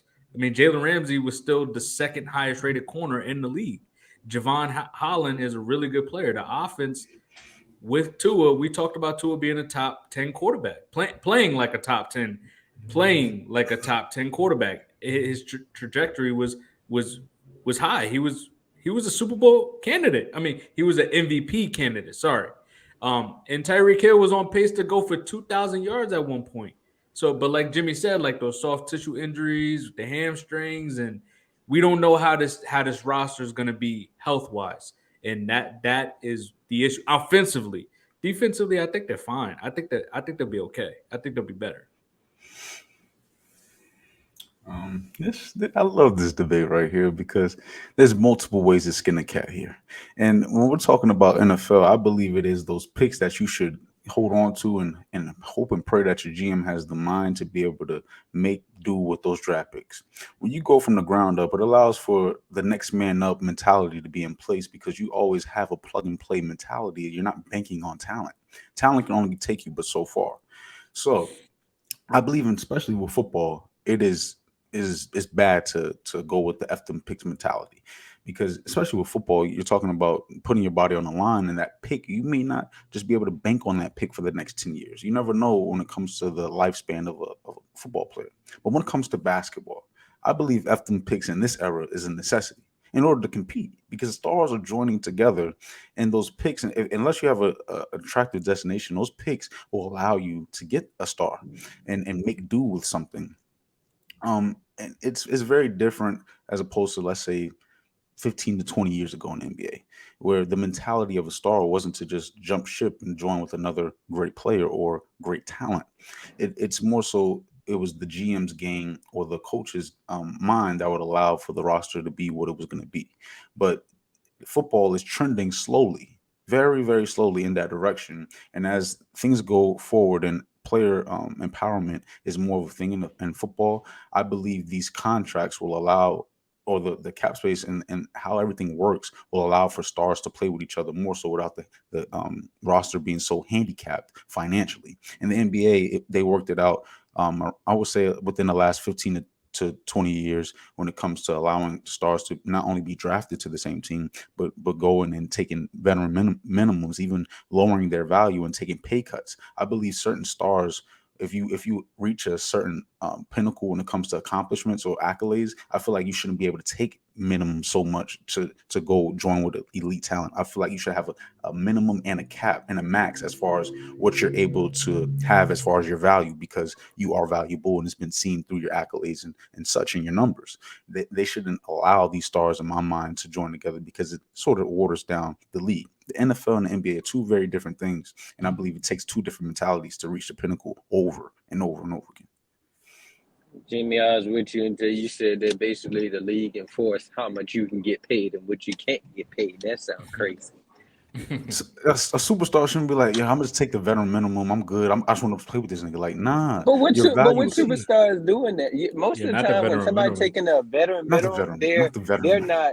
I was gonna say they're not a superstar anymore. They're still good, probably. Like, think about DeMarcus Cousins. Russell Westbrook. Who? DeMarcus Cousins off of that injury. Let's obviously it was Achilles injury. You talking about when he went to the Warriors? Yes, like that roster shouldn't be able to just keep adding. Miami, they shouldn't just be able to keep adding these guys. I'm like, yo, like, what's up with but besides the big three? I mean, how many times does it pay off though? Yeah, it doesn't. Yeah, Boston. I mean, you said they made it one time, but then they got Eddie House, Rasheed Wallace. Like, these are guys that are obviously on the back end of their career, but at the same time they hold immense value. So to add them with stars, it's just like overload all-star team here. I mean, yeah, I'm not really. I believe that building from the ground up is the best way, because even look at the Celtics right now. Them boys look dominant, and mostly all those players that they got there, the key ones, they drafted. So besides like Brogdon and White, but I just feel like that's the best way to actually build something because you never know how this is going to go down. Like, it, shoot, even even I know you probably gonna disagree, but even look at Brady. Like they only won one mixing all these talented No, players I together, agree. like because In they the wasn't. NFL. Mhm. Yeah, like I just feel like you have to have some type of uh like core, a legit core to actually win out here. And yes, there's some outliers that have won, but I don't think you're gonna win consistently if you're not if this core wasn't built together and then you just adding piece to it instead of you just trying to put all these pieces together and hopefully it sticks. For me, it's the NBA. So what I'm gonna say is, what about those Lakers? Which one? Which one? They traded for Kareem. They traded for Shaq. No, my fault. Traded for Kobe. Like they traded for AD.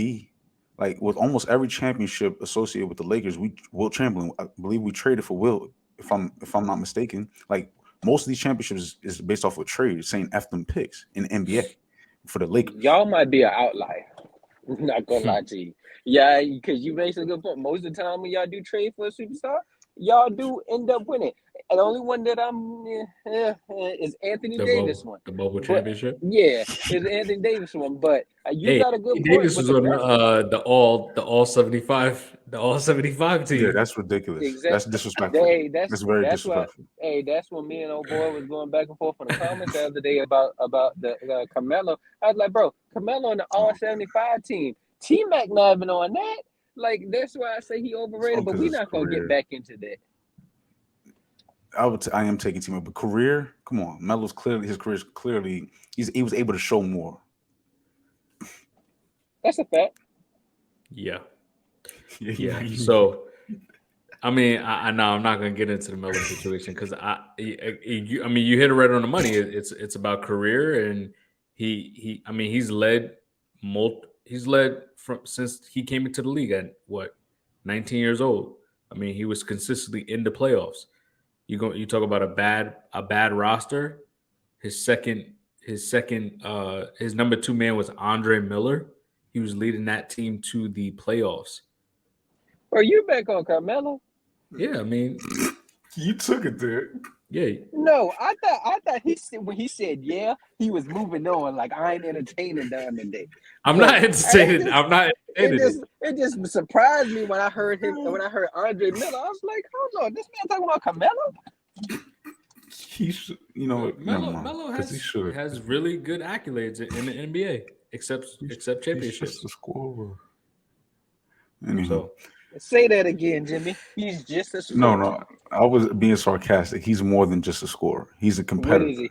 What? He's a competitor. I've seen him play defense before. I've seen him, challenge Kobe Name down one. there. Name one What? NBA player that doesn't have that competitiveness in them because they What? had to have that. No, they had to have that to get to the NBA. You're not just No, making no, it to no, the no, no, NBA if you're not competitive. no. You didn't hear what I just said. I said Kobe Bean. How Hold many on, motherfuckers hold on, hold challenging on, Kobe? You got to hold be on. top dog, D Wade, Braun type, KD. Those are the type of guys that are challenging the top dog. He was going back and forth with Kobe Bean Bryant in the Western Conference Finals. That is not just an NBA player. That is an elite NBA player who's more than just a scorer. There's a lot of scores in NBA. I know history. I know Kobe said that T Mac was one of his biggest as far as competitors. Did he also say Melo was hard? He said the toughest. He was the toughest guy, but Melo was I on could have sworn that someone else said that Melo.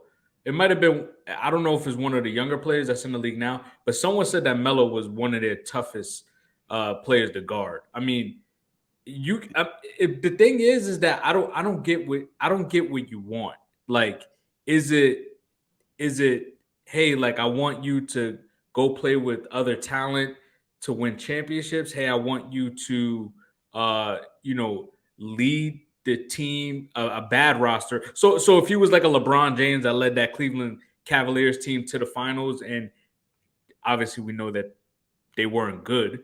It was just LeBron was just that great and led that roster to a championship. Like, did you want Melo to do that? And at that time, the West was so tough. You had Kobe, you had the Spurs, you had the Suns, you had so many different teams, and then you poo-pooed the Timberwolves, but KG, we talking like KG wasn't a monster when he was on the Timberwolves. He became even more of a defensive threat when he went on Boston. But as far as all around talent, he was a dog with the Timberwolves. I don't know. It was when Melo went to the Knicks. That's where his career was like, damn. We wish we could have saw more from Melo. But with the Nuggets, you can't tell me nothing. Melo was a dog. And one more thing about Melo, it's not just that he's a great scorer, only a scorer. He's one of the most pure, complete scorers in NBA history. He can do it from a lot of angles, from every level. He can do off ball, on ball, post up game in the midst of an offense. You and could the say a triangle. lot of these guys are just scorers for if anything. A lot of errors. Or just defenders or something. But yeah. And a lot of them ain't getting praised like that. But go next up. Yo. All right. So NBA playoff matchups. I'll start this one with I think the Memphis Grizzlies don't want to see the Golden State Warriors. Now we've seen a rivalry. We got a little rivalry going on. Really? The Warriors did beat the Memphis Grizzlies last year in the Western Conference Finals, if I'm not Darius, mistaken. to be a rivalry, you have to beat them when it matters. No, you don't. Yes, you do. No, it doesn't. They just lost to the Warriors last year.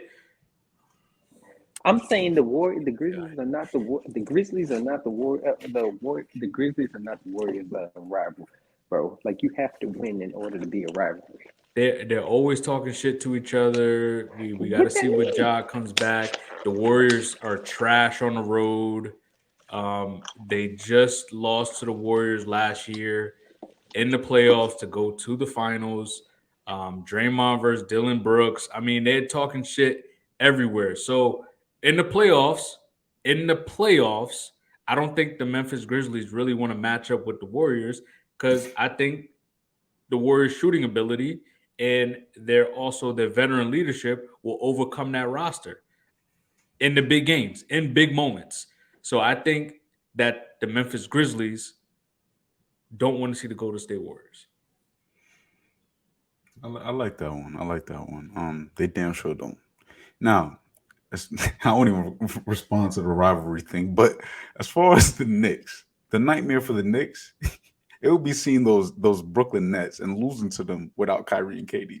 You thinking you're the team of New York right now without Kyrie and KD. Can you imagine if the Knicks made it to the playoffs and lost to the Nets? Mikal Bridges doing his thing, by the way, constantly going up. If those Nets would have beat the Knicks, oh my goodness, what a nightmare. Just continue. Well, the only thing about that is the Knicks have beaten the Nets since the Mikal Bridges trade twice. But I did every playoff team, but I see y'all only did one. So let me find the most. I did 3. I got a couple. I got a couple players that will have nightmares, not just the team. Oh, that could be interesting. For me, the only team I see out there beating the Kings in the Western Conference is the Suns with Kevin Durant. What is going on? Yes. How may I help you today, Jimmie? The only team that can beat the Kings? For right now, what I'm seeing, yes. I told you I was high on the Kings. The Kings have not done nothing for me to switch this. No, you are tipsy or drunk on the Kings. This is not just high. This is a different level. Cuz what's going on? I wish I could see his face right now. I'm not entertaining this man. He just says the most outlandish shit that I can't understand sometimes. I say stuff and then I get proven right, and then y'all poo me because y'all don't want to say Don, you was right.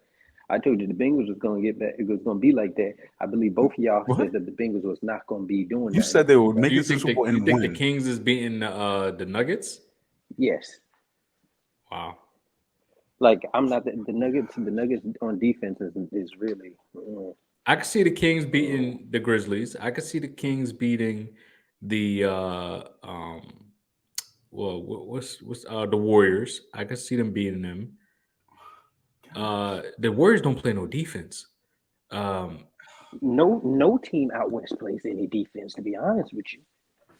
Oh my goodness, This playoff basketball is very different. The game is slowed down. There's certain teams that are going to be able to play better defense because they have the Jimmie, team defense within. But I don't think Jimmie, besides them two who can't rosters, they beat? Who can't they beat? besides those two rosters, I don't think they could beat anyone else. Like the Mavs, I don't think anyone could stop Luka. And then The Mavs, I think the Mavs might Clips, even I think make it. Clippers, I think that'll be the team the Clippers would love to play, and the Clippers could beat them. Yes. Clippers definitely. See, the thing is, we assume that these young guys are just going to play the same in the postseason. The average points per game is going to drop. These guys are going to be asked to do things on the road. Stars are going to, they're supposed to play better at home. Let's hope the Kings can do that. They have home court advantage throughout most of the series if they do make it far. But let's not act like the teams at the bottom don't have experience. If they'll play those Lakers, that's my matchup. If the Kings play those Lakers, bye in 5. This is ridiculous here. So bonus is nice. I like it. But AD, he would kill him. The Joker, he would kill him. Who else? Who else out there? The Clippers spacing would kill them. The Clippers mind would kill them. Mike Brown, I like him, but there are other coaches that I believe in more so. Malone from the Nuggets, I believe in him as well. Memphis, they're going to be motivated. They're not losing to the Kings. I believe the Kings could. I think it goes 7 or 6, but I believe the star power of Ja will overcome do more than what De'Aaron Fox could. There's nothing in history that's allowed us to say these Kings can do anything. They're not proven. Nobody in the West is proven. But the trajectory of these teams, the Kings are surprising people. It ain't gonna shock me if they lose in the first round. Bro, look what you just said. You said there's nobody out west that's literally like world beaters, basically. And then you sat there and talked about all these other teams. Did you know the Kings are, I think it's the best clutch team in the fourth quarter? You know who's one of the worst? Those same Clippers. Who do we just see beat the Clippers in double overtime? Those same Kings. You bring up the 176. you bring up the bum ass Lakers. They might not even make the playoffs. They can't even beat the Rockets. Let's relax. It wasn't even. It wasn't supposed to be disrespect to your Rockets. We just beat the Celtics the other day. But it wasn't meant to be disrespect towards your Rockets. It was more so just disrespect on the Lakers. But y'all just got caught in the crossfire, It's easy to disrespect the Lakers when LeBron is out and AD didn't play against the Rockets against the back. Should y'all have lost to the Rockets? AD did not play. I think it's a toss-up. I'm sitting here just asking, roster for roster, I still would think the Lakers would beat the Rockets even without AD. And without LeBron. I beg to differ. But and then you bring up the Grizzlies, bro. Really, the Grizzlies are not like that. Like you said, the Kings have not done nothing, and you're not gonna be shocked. You're not gonna be shocked if they lose. But what have the Grizzlies done? But what have the what's names done? Nothing. The Kings. None of them have done anything. But Memphis has done more. But then you give other people more credit, like, oh yeah, they could do this or they could. None of them have done anything. So basically, it's your opinion. You're not high on the Kings. I am. You're higher on the Grizzlies than what I am. History's on my side. History. The Kings have done. When's the last time the Kings made the playoffs? They just became relevant 2 years ago, but yet with my Bengals, y'all poo-pooed it. But now you want me to give the Grizzlies credit. You want me to give the Grizzlies credit for being good for 2 years. I said the Bengals are number 2 in the AFC, so I'm giving them credit. But what I'm saying is, whenever we bring up the Bengals, you and Darius bring up it's only been 2 years. Grizzlies have only been good for 2 years. No, that's not true. The Grizzlies organization have been playoff bound for a long time with Zach Randolph, Mike Conley, stop playing. Tony Allen, stop playing. So this dates back further than what the Bengals can show. They wasn't on, but we made the play. Stop, bro. See, I'd be letting y'all get away with this nonsense, but today is going to be the day that I stop this nonsense. Let's stop acting like the Bengals. Let's stop acting like the Bengals were down in the playoffs. Mike Miller. He's crazy. Let's stop acting like we didn't make the playoffs 4 or 5 years in a row, and then we went on a stretch of 3 to 4 years of not making the playoffs. Stop acting like we wasn't, like we didn't almost be. Bro, that's fine. We had AJ Green. What that mean? The point is, Memphis isn't the top dog in the West, and I don't believe the Kings can. It'll be. I said game 6, game 7. So I'm not saying that they just would smack them, but Memphis isn't one of those top teams. So we're comparing Memphis to not the Bengals in the NBA would be, let's say, the Mavericks, the Suns, a team that we expect to make it past the first round, a second round team, Western Conference type of team. Memphis to me isn't that, and we're saying what will it be against the Kings? The Bengals are not Memphis. The Bengals are more than Memphis. Hold up. I'm talking about right now. I'm talking about right now. I'm not talking about the last 20 years. Just the other day, you and your goddamn cousin said the Bengals was the Grizzlies. Did y'all not? I don't remember saying that. Oh my God. I got it on currently. I'm going to send it to you. The Bengals was the Grizzlies? And the Bengals, yes. The Grizzlies are damn sure not the Bengals because they don't have as much working with them as far as, weapons and such. Joe Burrow is the top 2 quarterback. John Morant's not a top 2 point guard, top 2 player in the league. There's differences within them. And then Jamar Chase, top at his position. Who was Jaren Jackson, the top shot blocker? I mean, that's not nothing to compare. But yet, this is my point. When y'all have an opportunity to say something to me, y'all take the opportunity whether it makes sense or not. And I got the video of this because I posted it on TikTok, and I will happily put it in the group chat. You know what? You gotta stop putting me in these categories because for some odd reason, I think I don't think what I mean by a lot what I say is I think that there are a lot of other competitive rosters. You just think that the Bengals are just running the table. No, I'm not talking about consistently. I ain't talking about and that is just the best team in the league. No one can touch them. And I'm just like, they haven't even won the big game yet. Yeah, they've been there. The Falcons been there.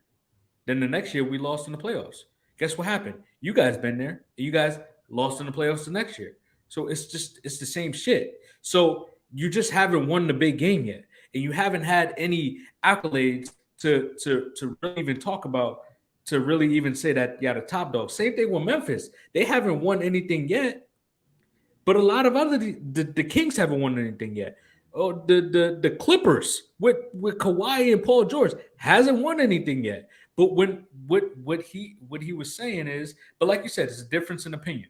You're higher on the Clippers on the Kings than we are. I'll give it to you. I think in a 7-game series, the Kings could sneak and possibly beat the Memphis Grizzlies. It's going to be tough, but on any given night, they could put up 130 points easily. In the playoffs? And like Jimmie said, the playoffs is totally different. The game slows down. The points are a lot less. That's why I said Clippers, their defense, I think would show more. I think on a bad shooting night, the Kings could sneakingly beat the Warriors on a bad shooting night. Like it'll be tough. Night. It just got to be. But other than that, I don't see the Kings beating anyone else. But that's just me. Like you say, you're high on the Kings. I'm not. The problem with y'all two is y'all two worry about the history too much. I don't worry about the history. No, you just don't like history because your teams are not good when it comes to history. And what they're doing now. That's the problem. Y'all too busy worrying about what the Kings was years ago instead of what you're closed-minded. History allows you to see into the future. No, it doesn't. Not yes, always. It does. No, yes, it definitely doesn't. does. We're going to talk about the Memphis Grizzlies again. Bro, y'all was ass before Tom Brady. But then y'all got Tom Brady. Y'all wasn't ass no more. So what in the history before Tom Brady made me think that y'all was going to be First off, coaching is a part of it. 6 championships. His developing Tom Brady. Bro, I don't get what you're saying. All right, like he's saying that history doesn't matter. That's basically what he's saying. No, I'm going off what Jimmie. Jimmie just said history tells you what's going to happen. It allows you to see into the future. That's not true. I didn't say it tells you. I said it allows you to see into the future. Predictions. That's not true. Because if the Kings have not been nothing and the Memphis Grizzlies have been something, we can project that this year, the Kings will fall off and then Memphis will continue to have the trajectory that they've had for the last 3 years. If you look at the Kings' trajectory the last 3 years, they've been nothing. Period. What does that mean? What do you mean? What does it mean? It means when we go look into the playoffs and what Jaren Jackson has done for the last couple of years, we know what he can bring to the table. We know that Dylan Brooks is a raunchy type of guy who's going to rah and get into you. John Morant is working to be the face of the league. Desmond Bane was a great draft pick. Brandon Clark was essential to the squad. What do we have to say about the Kings and their chemistry? There's a lot of things that De'Aaron Fox has just now proven. Sabonis just got over there. Mike Brown. Like, this is a young roster. What do we have? What's the foundation? Fox is not Ja. But why does that? Darren Fox is a really good point guard. But he's not Ja. Sabonis is better than Jaren Jackson. On one end of the court. Bro, we're not doing this because it's gonna be the Drew Embiid and Jokic argument because the bro impacts winning way more than Jaren Jackson. But we're talking about playoff style basketball. When it happens, Memphis defense will elevate. Yeah, bro. Hey, y'all defensively? See, I feel like y'all no, not defensively. That's but all around passing, shooting, of course, offense. all rebounding, all of that's his game. Of course. That's what I'm saying. So that's this is the problem when you bring up, oh, what have they done in the past? Yes, that's a cool little argument that you want to hang your hat on because there's nothing else that you could say. Like, you can't discredit. Honestly, the Kings probably have been the most impressive team in the Western Conference this year, to be honest with you. Right, because of their expectations at the beginning of the season. But it's their reputation is why people hold back on saying, oh yeah, the Kings they should be the favorites in the West, but because it's the Kings, people aren't saying that. Based off their reputation, which is based off of what you've done in the past, which is exactly what I've been saying. But my thing with that is and there's no team out here that has a reputation of winning the first time that they get into the league. So the Patriots wasn't the Patriots until Tom Brady came there. The Chiefs wasn't the Chiefs until Patrick Mahomes came there. Like, they wasn't winning nothing. Just like how y'all say the Bengals aren't winning nothing, we haven't won nothing. They wasn't winning nothing before these players came there. So you can't sit here and be like, oh, they wasn't nothing. You went back to football, so I'm gonna do it with you. You said the Patriots just a second ago will win around 7 games to be competitive. We can say that because the Patriots, even with Matt Castle, have been consistent. Even with Drew Bledsoe, they were in the talks for being in the contention for the playoffs. So we, based off trajectory, not just Tom Brady, we're allowed to see that this franchise is going to compete because it's a revolving door there. Miami Heat, they don't need the top signing to compete. They can get somebody off the G League or free agency and develop talent, late draft picks and develop talent. History matters. You just like to ignore history because your team's history doesn't favor them. Bro, it's not that I like to ignore history. It's just that history isn't everything because once you get a game changer, it can change whatever you want to say. Oh, their history was this. Yes, the Bengals' history was trash before we got Joe Burrow, but now it's looking way brighter than it's ever been. The Chiefs' history wasn't that favoring until they got Patrick Mahomes. Like, if you get somebody that's a legit player that can change the trajectory of your franchise, history doesn't really matter. I'm not saying De'Aaron Fox is that. I'm not. But all I'm saying is, let's stop acting like this history is the only thing that can determine if you're going to be a successful team, because the Patriots wasn't the Patriots before Tom Brady. It's not the only thing. I'm not saying it's the only thing. Bill Belichick wasn't highly regarded until after the Bill Belichick won a Super Bowl before the Patriots. He wasn't the head man. He was assistant. So he was a part of that defense. What? He has championship experience and pedigree. That matters. Just like Russell Wilson. You keep shitting on Russell Wilson, players who have won championship and have pedigree and made it to the pinnacle and won. Not just made it there and had an appearance and looked cute for the camera. All right, fellas. Let's get to the next one you got. I got Denver. I don't think Denver wants to see the Mavs because none of these guys can really guard Luka. And they haven't played the Mavs with Kyrie. And the Joker and the series is 2-2. So we're not going to talk like this haven't been, a very competitive series. In one game, the Mavs beat them by 30. And another game, the Mavs won by 1. And another game, the Nuggets won by 9-1. So it's a very competitive matchup. Joker has yet to score over 20 points versus the Mavs so far. I mean, Denver on the off night, Luka and Kyrie is gonna light you up because these guys are hot. I rarely see them two have a cold night, and there's no one on Denver that's gonna be able to guard Luka. And honestly, that'll be a tough series for Denver, and I think the Mavs could take that series in 7.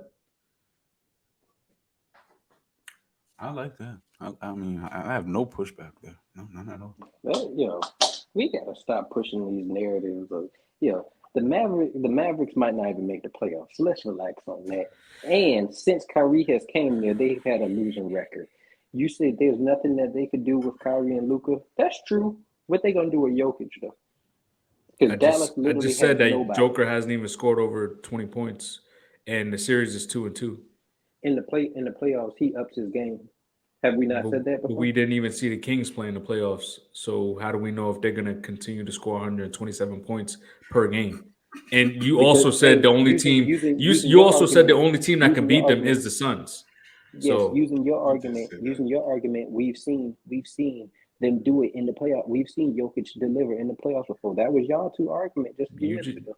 Deliver what? What did the Joker deliver in the playoffs? Luka's delivered more. Bro, they've gotten the next one. What you got, Jimmie? Man, oh man, y'all not gonna like this one too much, and I don't either, because I don't like to, necessarily pray on a man downfall, because I'm not.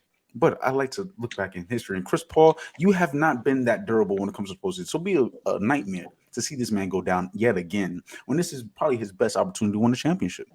Chris Paul, I hope for your health. Suns, let's see what you got. Don, what you got? Who is their worst nightmare? Oh, you saying the playoffs is his worst nightmare? It's Chris Paul's injury. The disrespect. Again, would be a nightmare for him. Him being injured again while trying to reach the pinnacle.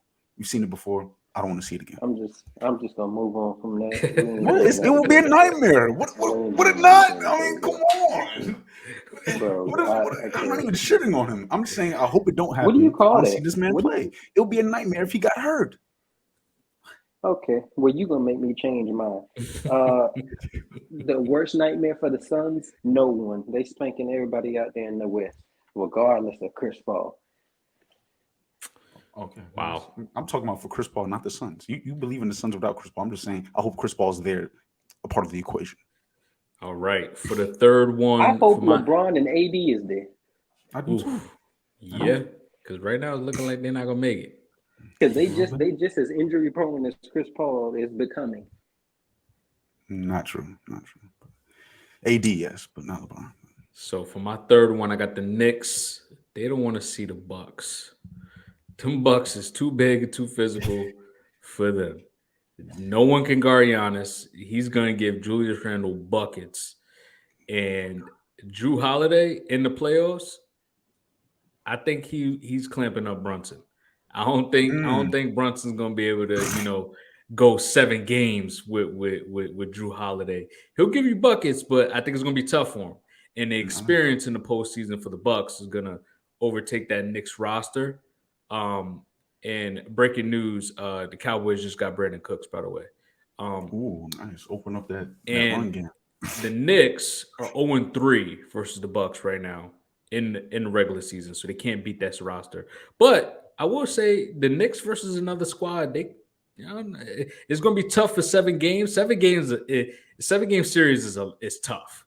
But on any given night, versus a team that's not as defensive minded as the Bucks. I mean, they can give like the Heat buckets. They can give the Celtics buckets. But 7 games is tough. Going against any one of those teams is tough. But I don't think the Knicks want to see the Bucks.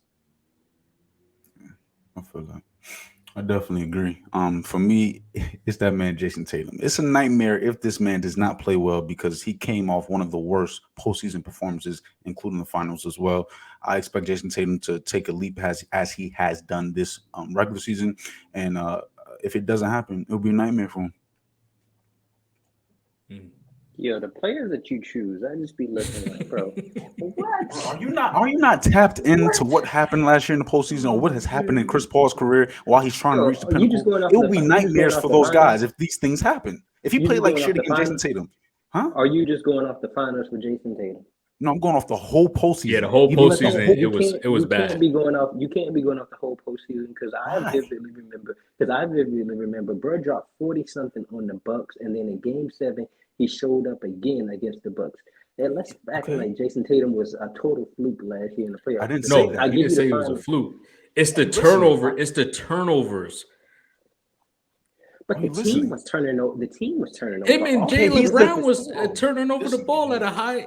Listen here. It's a crazy Like you record. Bro, reaching I'm for not you sitting. reaching for I'm me to not shit sitting on here niggas. saying. I'm not The sitting fuck? here saying that he didn't. I'm just sitting there saying it wasn't just them two. The whole team was turning the It ball was. over. Okay, They was I'm turning not the speaking ball on the over whole team. 3. I said Jason Tatum, the head dog of the Celtics, the dude who's supposed to take the next step and be that guy. The dude we say has a Mamba mentality, or we question his mentality, needs to play better than last year because it was all time worse. What's wrong with that? It's a nightmare if he does it again. What's wrong with that? And that What's run, wrong? I don't know. I still think the run was a little. Word down. Chris Middleton, where were you? Tyler Hero, where were you? Jimmy Butler, I think he was sat out a game. He was Was it inconsistent Bam too. hurt too? Yes. Yeah. Banged So I up. mean, they beat up on a hurt Heat roster. I still think that Nets roster was just mentally they were done. But give or take, it was Kyrie and KD. Okay, cool. Middleton, the Bucks didn't even have their third wing, and then in the finals, I mean, the turnovers was horrible. Him and Tatum, I mean, Jason Tatum and Jalen Brown, the way they were turning the ball over was ugly. That's all fine and dandy. Tatum is the least of my worries, to be honest with you, in the playoffs. I think Jalen Brown is more of a killer instinct than Tatum. I agree. That's okay. If that's what you want to say. I don't agree, but hey, everybody got their own opinions. It's like a butthole. Um, I will say this. My worst matchup for my Miami Heat is anybody. You know what I'm saying? Hey, That's I'm here to be disrespectful to one. y'all. Bro, one thing about me, I'm gonna be honest. I don't do that biasness. I know y'all got this view of me being biased, but I tell the truth. So my Miami Heat, they can even beat the Chicago Bulls last night. What gives you any hope against Bucks, Celtics? And I get it. Sometimes they play up to their competition. That's all fine and dandy. You can never count on Jimmy Butler, but I'm sorry. It's everybody but Jimmy Butler. I can't do this no more. I can't keep having false hope for this team. Like I can't. So the Raptors, you believe the Raptors could beat y'all? I don't think we would match up together because the Raptors they're not No, in you the said top 8. everyone. You just said everyone. So I'm going to go through everyone. I'm not just going to go to the top dogs. I'm going to go to there's 8 seeds out there. Okay. Yeah, but the Raptors Tell me. aren't part of it. The Raptors aren't in I'm- the top 8. They're in the play-in. But I'm just speaking on teams who could make if we it. just going if we going off of that, no, The I Knicks? don't think the Raptors can beat us. The Knicks will beat us. The Nets. Like you can't just say everyone.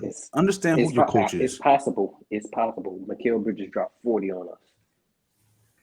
Playoff Jimmy buckets is very different in the playoffs. Okay. Bro, you ain't gotta try to I'm just try to saying it's convince disrespectful me. to Miami. That's a revolving door No, over I there. just Greatness. told you. I believe in everybody except I believe in Butler except I believe in Butler but everybody else. You don't believe in Eric Spoelstra? That's what I'm saying. Yes, but bro, I like Eric Spoelstra. He's a top 5 coach in my mind. But let's stop acting like we have the talent to go up against a Boston, Bucks, Sixers. Like, bro, this ain't that no more. Like, the league has gotten way better. The Cavs probably will blow our ass out. I agree about the top dogs. You just said everyone. And I just believe Miami's better than a lot of those teams out there. I think they're at least top 5, top 4 team out there. What have we shown you? It's crazy that you defended my team versus me. Because, again, your team's history post LeBron, even with the bubble, even outside the Here we bubble, go. that just was Here we in the go with Eastern the Conference history. Finals last Here we go year. with the history stuff, Jimmy. Bro, Yes, why do you history. continue to talk about just today when Jimmy Butler has proven throughout his career that he's an elite bucket getter and a difference maker in the postseason compared to the regular season? Eric Spoelstra has been in the postseason time and time again as a top. That's why we consider him a top 5 coach. You said top 5 because of what he's done for you, not just what he's done for you lately. That's a fact, but I can also come to the conclusion that this ain't it. This core, this ain't doing it no more. Like, yeah, it did I it for agree. the past couple of years, but that's all fine and dandy. But this not that. We did 2 years ago. We Yo, got swept by the yo, Bucks. Don. Yo, Yo, Jason Tatum has. Yo, Jason Tatum has the most turnovers in a single postseason all time, bro. That's what I'm That was last year. saying. I get that. Yo, But bro. he ain't In the one one I'm single worried about. postseason, he had 100 turnovers. Yo, But that's ridiculous, that's bro. crazy. What That's did Harden crazy. have? Yeah, What? he's close. He's close. What did What Harden Hard. have? Nah, the next one's LeBron. Then it's Wade. No, I asked about Harden. Oh, Harden? Harden not even on the Yes. list. Wow, He's that's not on the list. Nope. But that's also because he played less games because he didn't make it to the finals. That's Oh yeah, also he true. can never make it to the finals. Very true. Yo, That's crazy right there. yeah, 100 turnovers is crazy. So let's get on to this. Anyone else had a playoff matchup? Nah. Cool. All right, 32 teams in 10 weeks. Don, you want to start this off? Yeah, I can. Hey, I love to talk. Here we go. They saw the Saints. I know there's some haters out here who want to see the Saints fail, but not Jimmy? me. Oh, To Jimmie. Jimmie don't got a dog in this race. Jimmie don't care. Not no more. But what I will say is, the Saints, they solved their they tried to solve their quarterback situation. they Their won the Super Bowl? D-line, bro. Why do you go from 0 to 100? I'm just No, saying. you You do the same thing. Are we winning Super Bowls or we being competitive? Because if we're being competitive, there's a lot of teams that's competitive. But if there's supposedly just Bro. Super Bowls, I mean, according to you, there's only one team that's really doing it, and that's the Bengals. But go ahead. Bro, I don't understand how you just went from 0 to 100. I ain't say nothing about no Super Bowl for them. Like, why? Hey, I just said they solved their quarterback issue, and you went straight up. Are they winning the Super Bowl? Bro, I ain't said nothing. that's why you bring in Derek Carr to win Super Bowl. Hey, you know what? Go ahead. I ain't got to worry. Yeah. I'm not worried. You ain't got to be worried to finish last in your division. Damn, last. Hey, I'm not worried about me and last. We're not gonna be last. Baker? I thought you were. But anyway, go ahead. Yeah, Saints. I ain't high on Baker, but they still got like a little bit of a championship roster still. So They lost I gotta three. leave. They lost 3 starting D linemen. Tyrann Mathieu. I mean, I think you said it earlier, like in a few episodes ago, that Tyrann Mathieu isn't the same Tyrann Mathieu. But okay, yeah, go ahead. You got Michael Thomas, who hasn't played in 3 years. Jarvis Landry, you know what? That's the guy right there. Jarvis Landry. I forgot. Yeah, go ahead. He's not on the roster, but they got Michael Thomas coming back. They also have Olave. I like They still Olave. He's a good player. Yo, can I get through my breakdown? Okay. My bad. Jeez, so much hate. I'm showing love. I just said Chris Olave is a good player. I just show love to the Saints. As soon as I start with a little team, are they winning the Super Bowl? Oh, Jarvis Landry, bro, relax. I get it. You worried. I get it. I'm not worried. I would be too if y'all decided to bring back Taylor Heineke and Desmond Ritter. Better than Derek Carr. I wish you could see my face right now. Yep. Anyways, the Saints, they try to remodel their D-line. They bought in 2 big defensive linemen. Rich signed Michael Thomas. I still think that they should try to go get somebody on the cheap. Who that will be, I'm not sure. But I'm sure there's still some decent wide receivers still out there. They signed Jamal Williams. That's insurance for Alvin Kamara, who might get suspended X amount of games this year. And they lost a few defensive starters, try to recruit some of that in the draft. And One player might surprise you who I think they should try to go get. I think they should try to go get Frank Clark. They need edge rushers. They let Davenport go. They don't really have no replacement right now. So go get Davenport. I think they're in prime position to win the NFC South. Wow. Interesting. Trying to think of the teams. Bucks, Falcons. They'll compete. Panthers, they'll compete. Yeah, we'll see. We'll see. Who out there you have more confidence in right now? That's what I'm Darius, don't you answer. It really depends on who the Panthers select that quarterback. But as far as complete roster and playoff style football, I think the Falcons can compete with anyone. I believe the Bucks defense will keep them in games. Well, Jimmie, The you Saints don't have have to to say stay that healthy. just because that's your. You don't have to say that just because that's your cousin team. No, this is based off last year too. But it's not I based watched off. the Bucks It's a not good bit based last off year. reality. It's not based off reality. This We is won reality. 7 games Yeah. the last 2 years. Yeah, like it was a race last year for a reason. So did multiple teams in your division. But you that's just the said you point. just They're on the but same wait, you tier. just clapped up the Patriots, but we won the same amount of games the Patriots. I clapped up the Patriots. Yeah, You you did just clap said, them up because I said they were losers. You said they're gonna not be the last team in their division. No, he Yeah, said that's they'll be because last with 7 and 8 games. that's because I'm not as high on the teams in that division, but your division. I mean, y'all don't really have nobody out there that I can see actually competing with the Saints. To be honest with you, How? Because of Derek Carr. He's so high on Derek Carr. I'm so high, or he's actually a proven commodity. Proving what? Proving what? He showed a level of consistency that he could be. He's a top 15 quarterback when healthy. This man's crazy. 15, yeah. 16, 15, 14. Yeah, somewhere in there. Now, Like, am I tripping by that when he does play? Is he not a top 15 quarterback? See, you're not tripping as far as the evaluation of the quarterbacks, comparing the quarterbacks, but we're not just comparing quarterbacks, we're comparing rosters. And if you're talking about the best players on the Saints, they're not as reliable as the best units of the Falcons. The Falcons aren't just based off of one guy, they're based off of a scheme, a system of pounding the football. If the Saints don't have their top guys, what are they going to be? And that's a big question because Michael Thomas, 3 years, something like that, and Alvin Kamara, and then Tyron. Y'all just spoke on Tyron. The Panthers, it depends on who's that quarterback and if they actually can run the ball consistently. And the Bucks, Baker is make it or break it for Baker. The defense. We don't is need there. to bring. We don't got to bring him.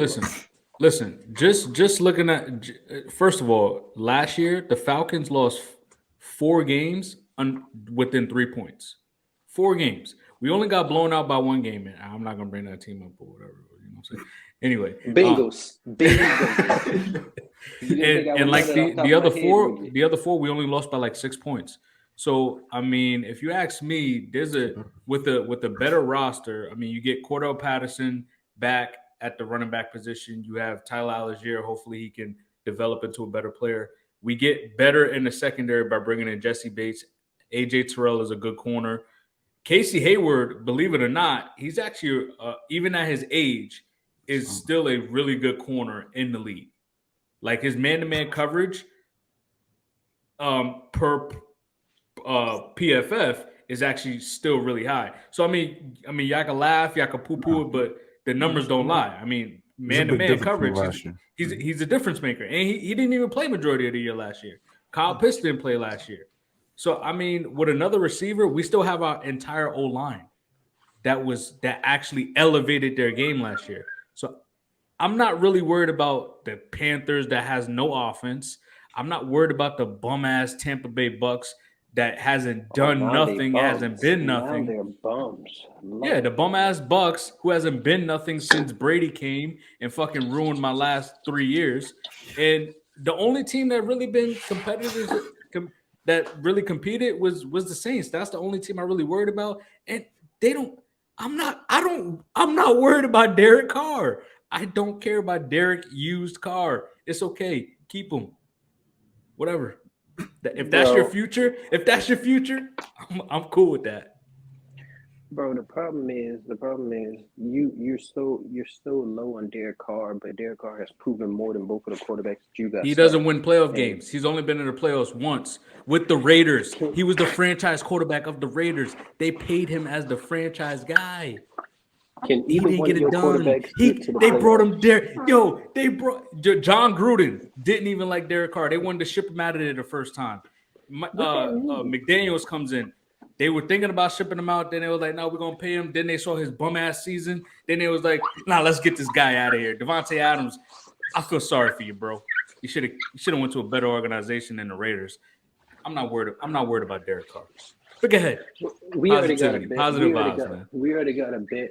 You say you don't want to call people trash, but you over here calling people bum ass. How that works? But hey, we gonna find out real soon who gonna have a better season. We already got a bet on it. But y'all, you is you Jimmy G your better than your Derek love. Carr. True. Yeah, we both know that's a lie. Your love for the Falcons. I get it. I got the same love for my Bengals, so it makes you biased. But I agree. Y'all upgraded some of y'all pieces around there. That's all fine and dandy. You still have to have a quarterback that can actually win you games, and I'm not sold on either one of them. I trust Derek Carr more than I trust either one of those two. That's fine. That's because you haven't seen him play, but it's okay. It's okay. All right. For me, the Browns, before I say anything about these Browns, what I would like to say first is It's Jimmy's team. I have to, especially on man. I like them on man. But the thing about these Browns is the expectation.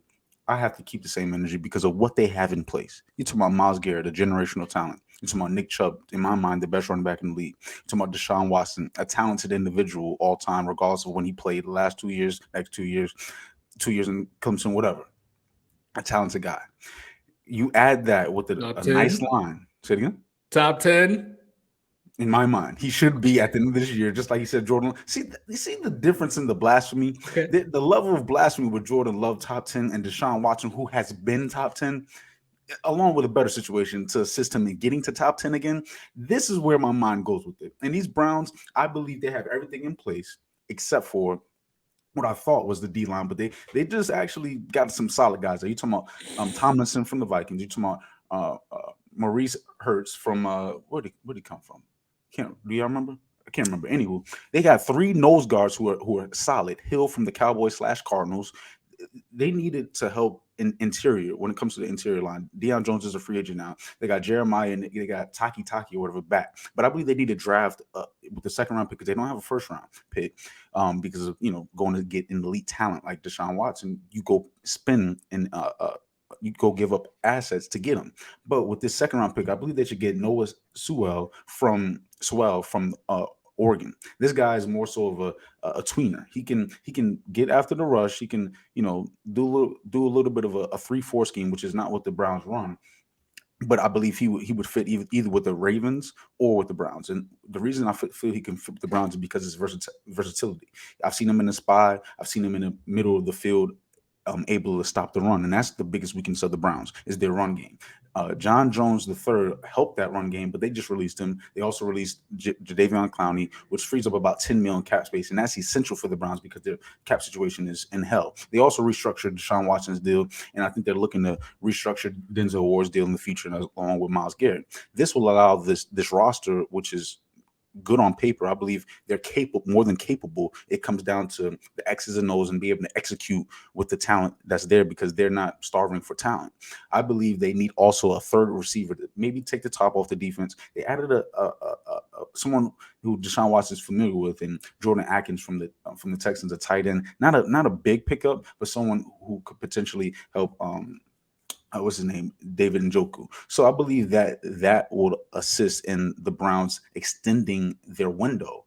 This year's key next year is a big dot deal because now, just like you release Clowney and Johnson the third, I believe more guys will be released. And they're talking about their left tackle being released from Alabama. What's his name? Willis Jr., I believe. And I don't believe that's the best route. I believe if you can get a better lineman, that's dope. But sacrificing the protection and the strength of your team, which allows Nick Chubb to eat and be what he is, isn't the right formula. Kareem Hunt needs to be replaced, but think they need to replace him with more of a speedster. Give a different dimension to this offense so that they can attack in different ways. Get Deshaun Watson out the pocket a little bit more. Allow Amari Cooper to see more one-on-ones. This Browns team is capable. Definitely capable, especially if Lamar's gone, to battle for that number 2 slot. If Tomlin was coaching this team, we would be talking about Super Bowl aspirations. If Sirianni can prove something with the X's and O's, I believe this Browns team can go as far as the Super Bowl. Stefanski. There you go, Stefanski. Don, you got anything on that? Yeah. Nah, I thought I was gonna have to say something, but he didn't do too much. I mean, he might have. I'm not with him on they would still be the second best team in the AFC North. I'm still would take the Steelers over them, but I mean, I'm not gonna argue too much on that because I don't give a damn which one of them finish second. To be honest with you, As long as y'all first. yeah, hey, Darius, I ain't had nothing to say because he didn't say no blasphemy about my Bengals or anything. So I'll let Jimmie ride. Go ahead, my brother. Pause. Yeah, they did. Yeah, Paul. Yeah, they did get a lot of D linemen. They're trying to definitely get a rotation of pass rushers in there, which is nice. A lot of big bodies. I don't know. I'm not high on the Browns. They do have a nice little. Their third down running back, Dearness Johnson. Don't sleep on him. So he would be the replacement. He was for good Kareem. like a year. He was good a year ago or something like that. Oh yeah, for Kareem Hunt when Chubb and Kareem Hunt was hurt, he came in and cooked up. So they got that there, but they making the playoffs? No. They better. I'm gonna be gonna a shit bad on team. them. Yes. See, here you go again. They ain't no they better. I just need a yes or a no. I think Yes. they're gonna win Obviously. just about the same amount of games. They're gonna win 7 games. Because if we going, I know we got to get time for you to go to yours, but we going off of what you just said. History has shown us the Browns are not going to be good because history tells us what's going to happen in the future. True, and they also haven't had a guy like Nick Chubb or Myles Garrett or Deshaun Watson, someone who I have high regards for. So this Darius. Browns roster, I expect them to do more. Darius. Who has been Deshaun Watson for the Browns in the last 40 years, 30 years? Don. Who's Nick Chubb on their roster? Darius. The expectation needs to rise because these guys are better than anybody they've ever had before. You shit on Baker. Is Deshaun Watson Baker? Bro, that's not my argument. My point is That's my argument, though. I just know, but I literally just said this a few minutes ago when we were discussing team championships as far as the Bengals and like teams like that. And you said history shows us what they're gonna be. And you wasn't here to hear none of that stuff about when they get a generational talent that can change stuff. You didn't have nothing to say about that. But now for the Cleveland Browns, they got Nick Chubb, they got Myles Garrett, they got Deshaun Watson. What? Why does it change now? No, what I'm saying is these guys should help change the trajectory of what they've been. What they've been is their history. Their history has not had these guys a part of it. You're talking about the Bengals. What I'm saying is the Bengals have to lean on the top dogs. The Browns need to lean on the top dogs because they don't have a consistent a turning wheel of progression when it comes to winning or reaching the pinnacle. Y'all need to lean on top end talent because y'all don't have the top end minds behind your organization. What? Darius, can you help me translate? Hey, brother. Y'all don't, you have to lean on the top dogs in the league, like Myles Garrett, Defensive Player of the Year, candidate of the year, and then year out. Yeah. Certain teams don't need that. The Ravens don't need that. Even without Ray Lewis, they've been relevant. I see this Deshaun Watson deal is not working out very well, and they are going to be bad. They are going to be in cap hell for the next 3 years with Myles Garrett. Their with cornerback, Nick Chubb, with Deshaun Watson, yeah, with Nick Chubb, yeah. Get ahead, bro. You can have that team. I'm good. They went all in. Let's see if it works. It's just the fact that you're so high on them because they have this talent, they have that talent, but yet just a few minutes ago I was saying the same thing. The Bengals have this talent, they have that talent. Why do you keep bringing up the Bengals? I said the Bengals based off talent are number 2. Like you keep acting like I'm disrespecting the Bengals. I mean, we can. Bro, what I'm saying is you were saying that based off of their history, you can tell what they're going to be. That was your line, right? Yes, first off, that wasn't my line with the Bengals because the Bengals history, just like the Browns history, is going to be different than what it currently is today. You're banking on the Bengals being good How for you changing up forever, now? or no, I'm not changing up. You think every phrase applies for every situation when every situation brings out a different phrase. Like that, your situation and the Brown situation is very similar because you have top end talent. You have a top end It's quarterback not the generational same. talent. You have a top end quarterback generational talent. So to me, y'all can get further than what the Browns can. But the Browns roster completely, who's Miles Garrett on your defensive line? I believe he can Bro, change the game. Nick Chubb, who you handing the ball off to, that's Nick Chubb caliber. I believe that style of play can change the game, can affect people. I believe highly of Deshaun Watson. I believe he'll bounce back. If Deshaun Watson wasn't out for 2 years, what would y'all be saying? It's because Deshaun was out for 2 years that you don't trust him. I do. I see it as he went to chase the bag, and he's going to get his bag, because he wasn't and even he's going to going to go there. be. Yeah, he wanted to come to Atlanta. He wanted to True. come to Which Atlanta, would have been 100%. shitty. Which would have been shitty. I'm I sorry. would have been. Honestly, I was all in with Deshaun, but after what I seen, I'm happy we didn't go that route. So, But yet he's still high on Russ. But hey, Darius, you are not the target of my of my stuff right now. So I'm That's a leave it whole alone, Russ is a whole different situation. Stop applying the same logic there. bro. All I know is you be switching up, bro. You need to change your Situation mindset switch up. there So I have like you don't, because bro. a few minutes Every ago, day, no, see hold that's what I'm on, saying. hold on. A You few like to minutes ago, no, because you like to look at history and then look at now, then look in the future. No, we need to bring them all Jimmie, I together and only go off of talk. what you say. I only go off of what you No, say. you When we was pick and bringing up the choose when you Kings, listen to what I no, say. There's a when difference, we was talking about the Kings, you said the bro. The history. Kings The haven't Kings done haven't. shit. They don't In have their Joe history, Burrow. They don't their have Nick history has Chubb. been, bro. Their history has been better than the Cleveland Browns. That's a Again, and they fact, don't have Miles Garrett. They don't have Nick Chubb. They don't have Deshaun Watson. They bro. don't have Mark Cooper. They don't have Stop one of the acting like, best lines in the bro. league. Stop Come acting like on. De'Aaron Fox and Sabonis is not Bro, they literally are a almost a top top 10. 15-20 tandem dynamic duo in the league. Stop it. They're like 11. They're like 11, 12. Let's relax. Crazy. You stay so here in 2023. Open your mind. What has De'Aaron Fox done for Put you money. forever, not just lately? It's crazy. What has the Browns done ever? Bro, Nick Chubb has been the best running back in the league, top 5 Bro. religiously. Miles Garrett as well. And what The has that O-line got? is ridiculous. What has Amari that? Cooper is, come on. What Let's get has to that this got last them team. besides missing the goddamn playoffs? These are top talents combined now. I Now don't when you care combine about talent, that. I expect a lot. All Bro, right. what has The they got Kings them? have all these roles. Have they made the playoffs? Titans. Yes, with Baker. So I expect more with Deshaun. The Titans. Okay. Deshaun is ass. He washed now.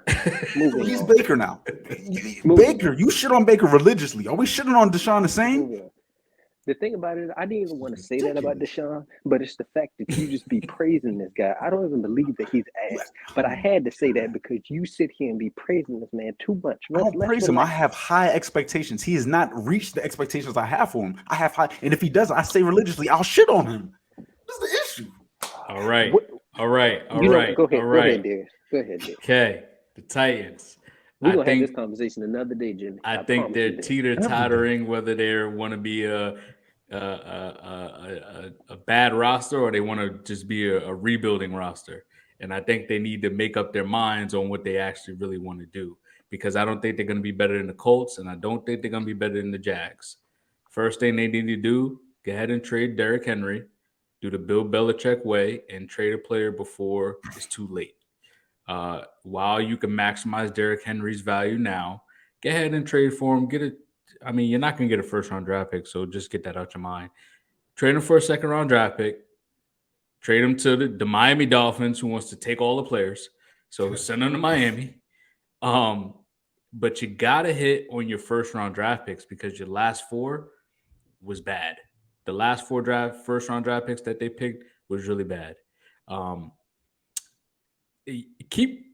Just keep Ryan Tannehill for one more year.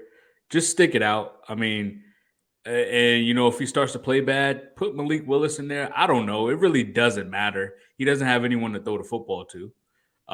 You need to build around the front 7 because actually this team is actually really good in the red zone, and their D line as far as the run stopping is really good. Like they're one of the best run stopping teams in the league, if not the best. They just lost their top end linebacker, so you need to replace him. They need O-line help. They lost 2 O-linemen, Nate Davis and potentially Ben Jones. So possibly in the first round, look to get Peter Skoronsky if he falls to you. And I think they're picking number 11. Or you can get Paris Johnson from Ohio State. Who knows? Don't overspend on any of these receivers in this class. This isn't a receiver class right now. Don't go out and give any of these receivers big money. Obviously, none of them really got paid that much. So I mean that's a good thing. So you can kind of understand the market of what's going on now. And there's now rumors circulating that Kevin Byard isn't happy in the direction of the team. Trading him away or cutting him is just as bad as giving up A.J. Brown, damn near. It's just that Kevin Byard's a little bit older, but he still is a really good safety. Them being cheap is the issue. They don't want to pay nobody. You're going to have to pay people to come to Tennessee. We were talking about the Tennessee Titans. No, unfortunately, no one wants to come there and solidify, and start a foundation there. Don't get me wrong. I like Mike Vrabel, but this team needs to figure out whether they want to rebuild or they just want to be bad for another few years with some solid pieces like Henry and Ryan Tannehill and a really good player in Kevin Byard and Jeffrey Simons on the defensive end. So I would rebuild this roster and start from the ground up as long as, the team believes in Mike Vrabel, because I think that's what it is. Like Mike Vrabel probably feels like he's on the hot seat at this point, and he has to go along with this roster instead of, understanding that he probably has a solidified coaching position. I mean, if Ron Rivera still has a coaching position, then I'll give Mike Vrabel a head coaching job any day of the week. So they need to rebuild. Oh, and the Texans is already doing what I said they need to do. Trade Brandon Cooks and don't trade Larry Tunsil. Extend them, and that's what they just did. They just also extended Larry Tunsil. Look at that. Spread on the money. That's smart right there. I like that location for Brandon Cooks, too. I think that's perfect for him. Yeah. Potentially a winning situation, we hope, out there for Dallas, right? I think that shows that Dallas is going to be airing the football out a lot more. All right. A lot of speed. They still gonna be Dallas because Mike McCarthy calling the players. I do agree with that. We finally agree on something. See, we bring it all back to positivity, man. Positivity, man. Hey, fellas, this was a good episode, man. Episode 29. We appreciate y'all for tuning in. Remember, like, share, subscribe. Hit us up on YouTube, IG, Twitter, TikTok. We are here to help answer your questions. If you do have any questions, hit us up. And you guys already know. Until next time, peace. We out. This that C-O-M-E-U-P. Stand back while I do me. I'm the King James of this era. Do my best to be 2-3. You see the metaphoric beat destroying MC. They had to wait his turn, sit and learn from the OGs, but slowly I had myself out like a slowly get take paper to make paper. So I'm speaking from this loose leaf. Damn. I ain't even gotta talk about it. They said you public in the basement, but your songs is private. Bring back the monster, the one that you keep locked in. Shit, I ain't gotta score the points. Look at John Stockton. I put my niggas on just so they can make a profit. But for now, I ain't get up and play that monster in the closet.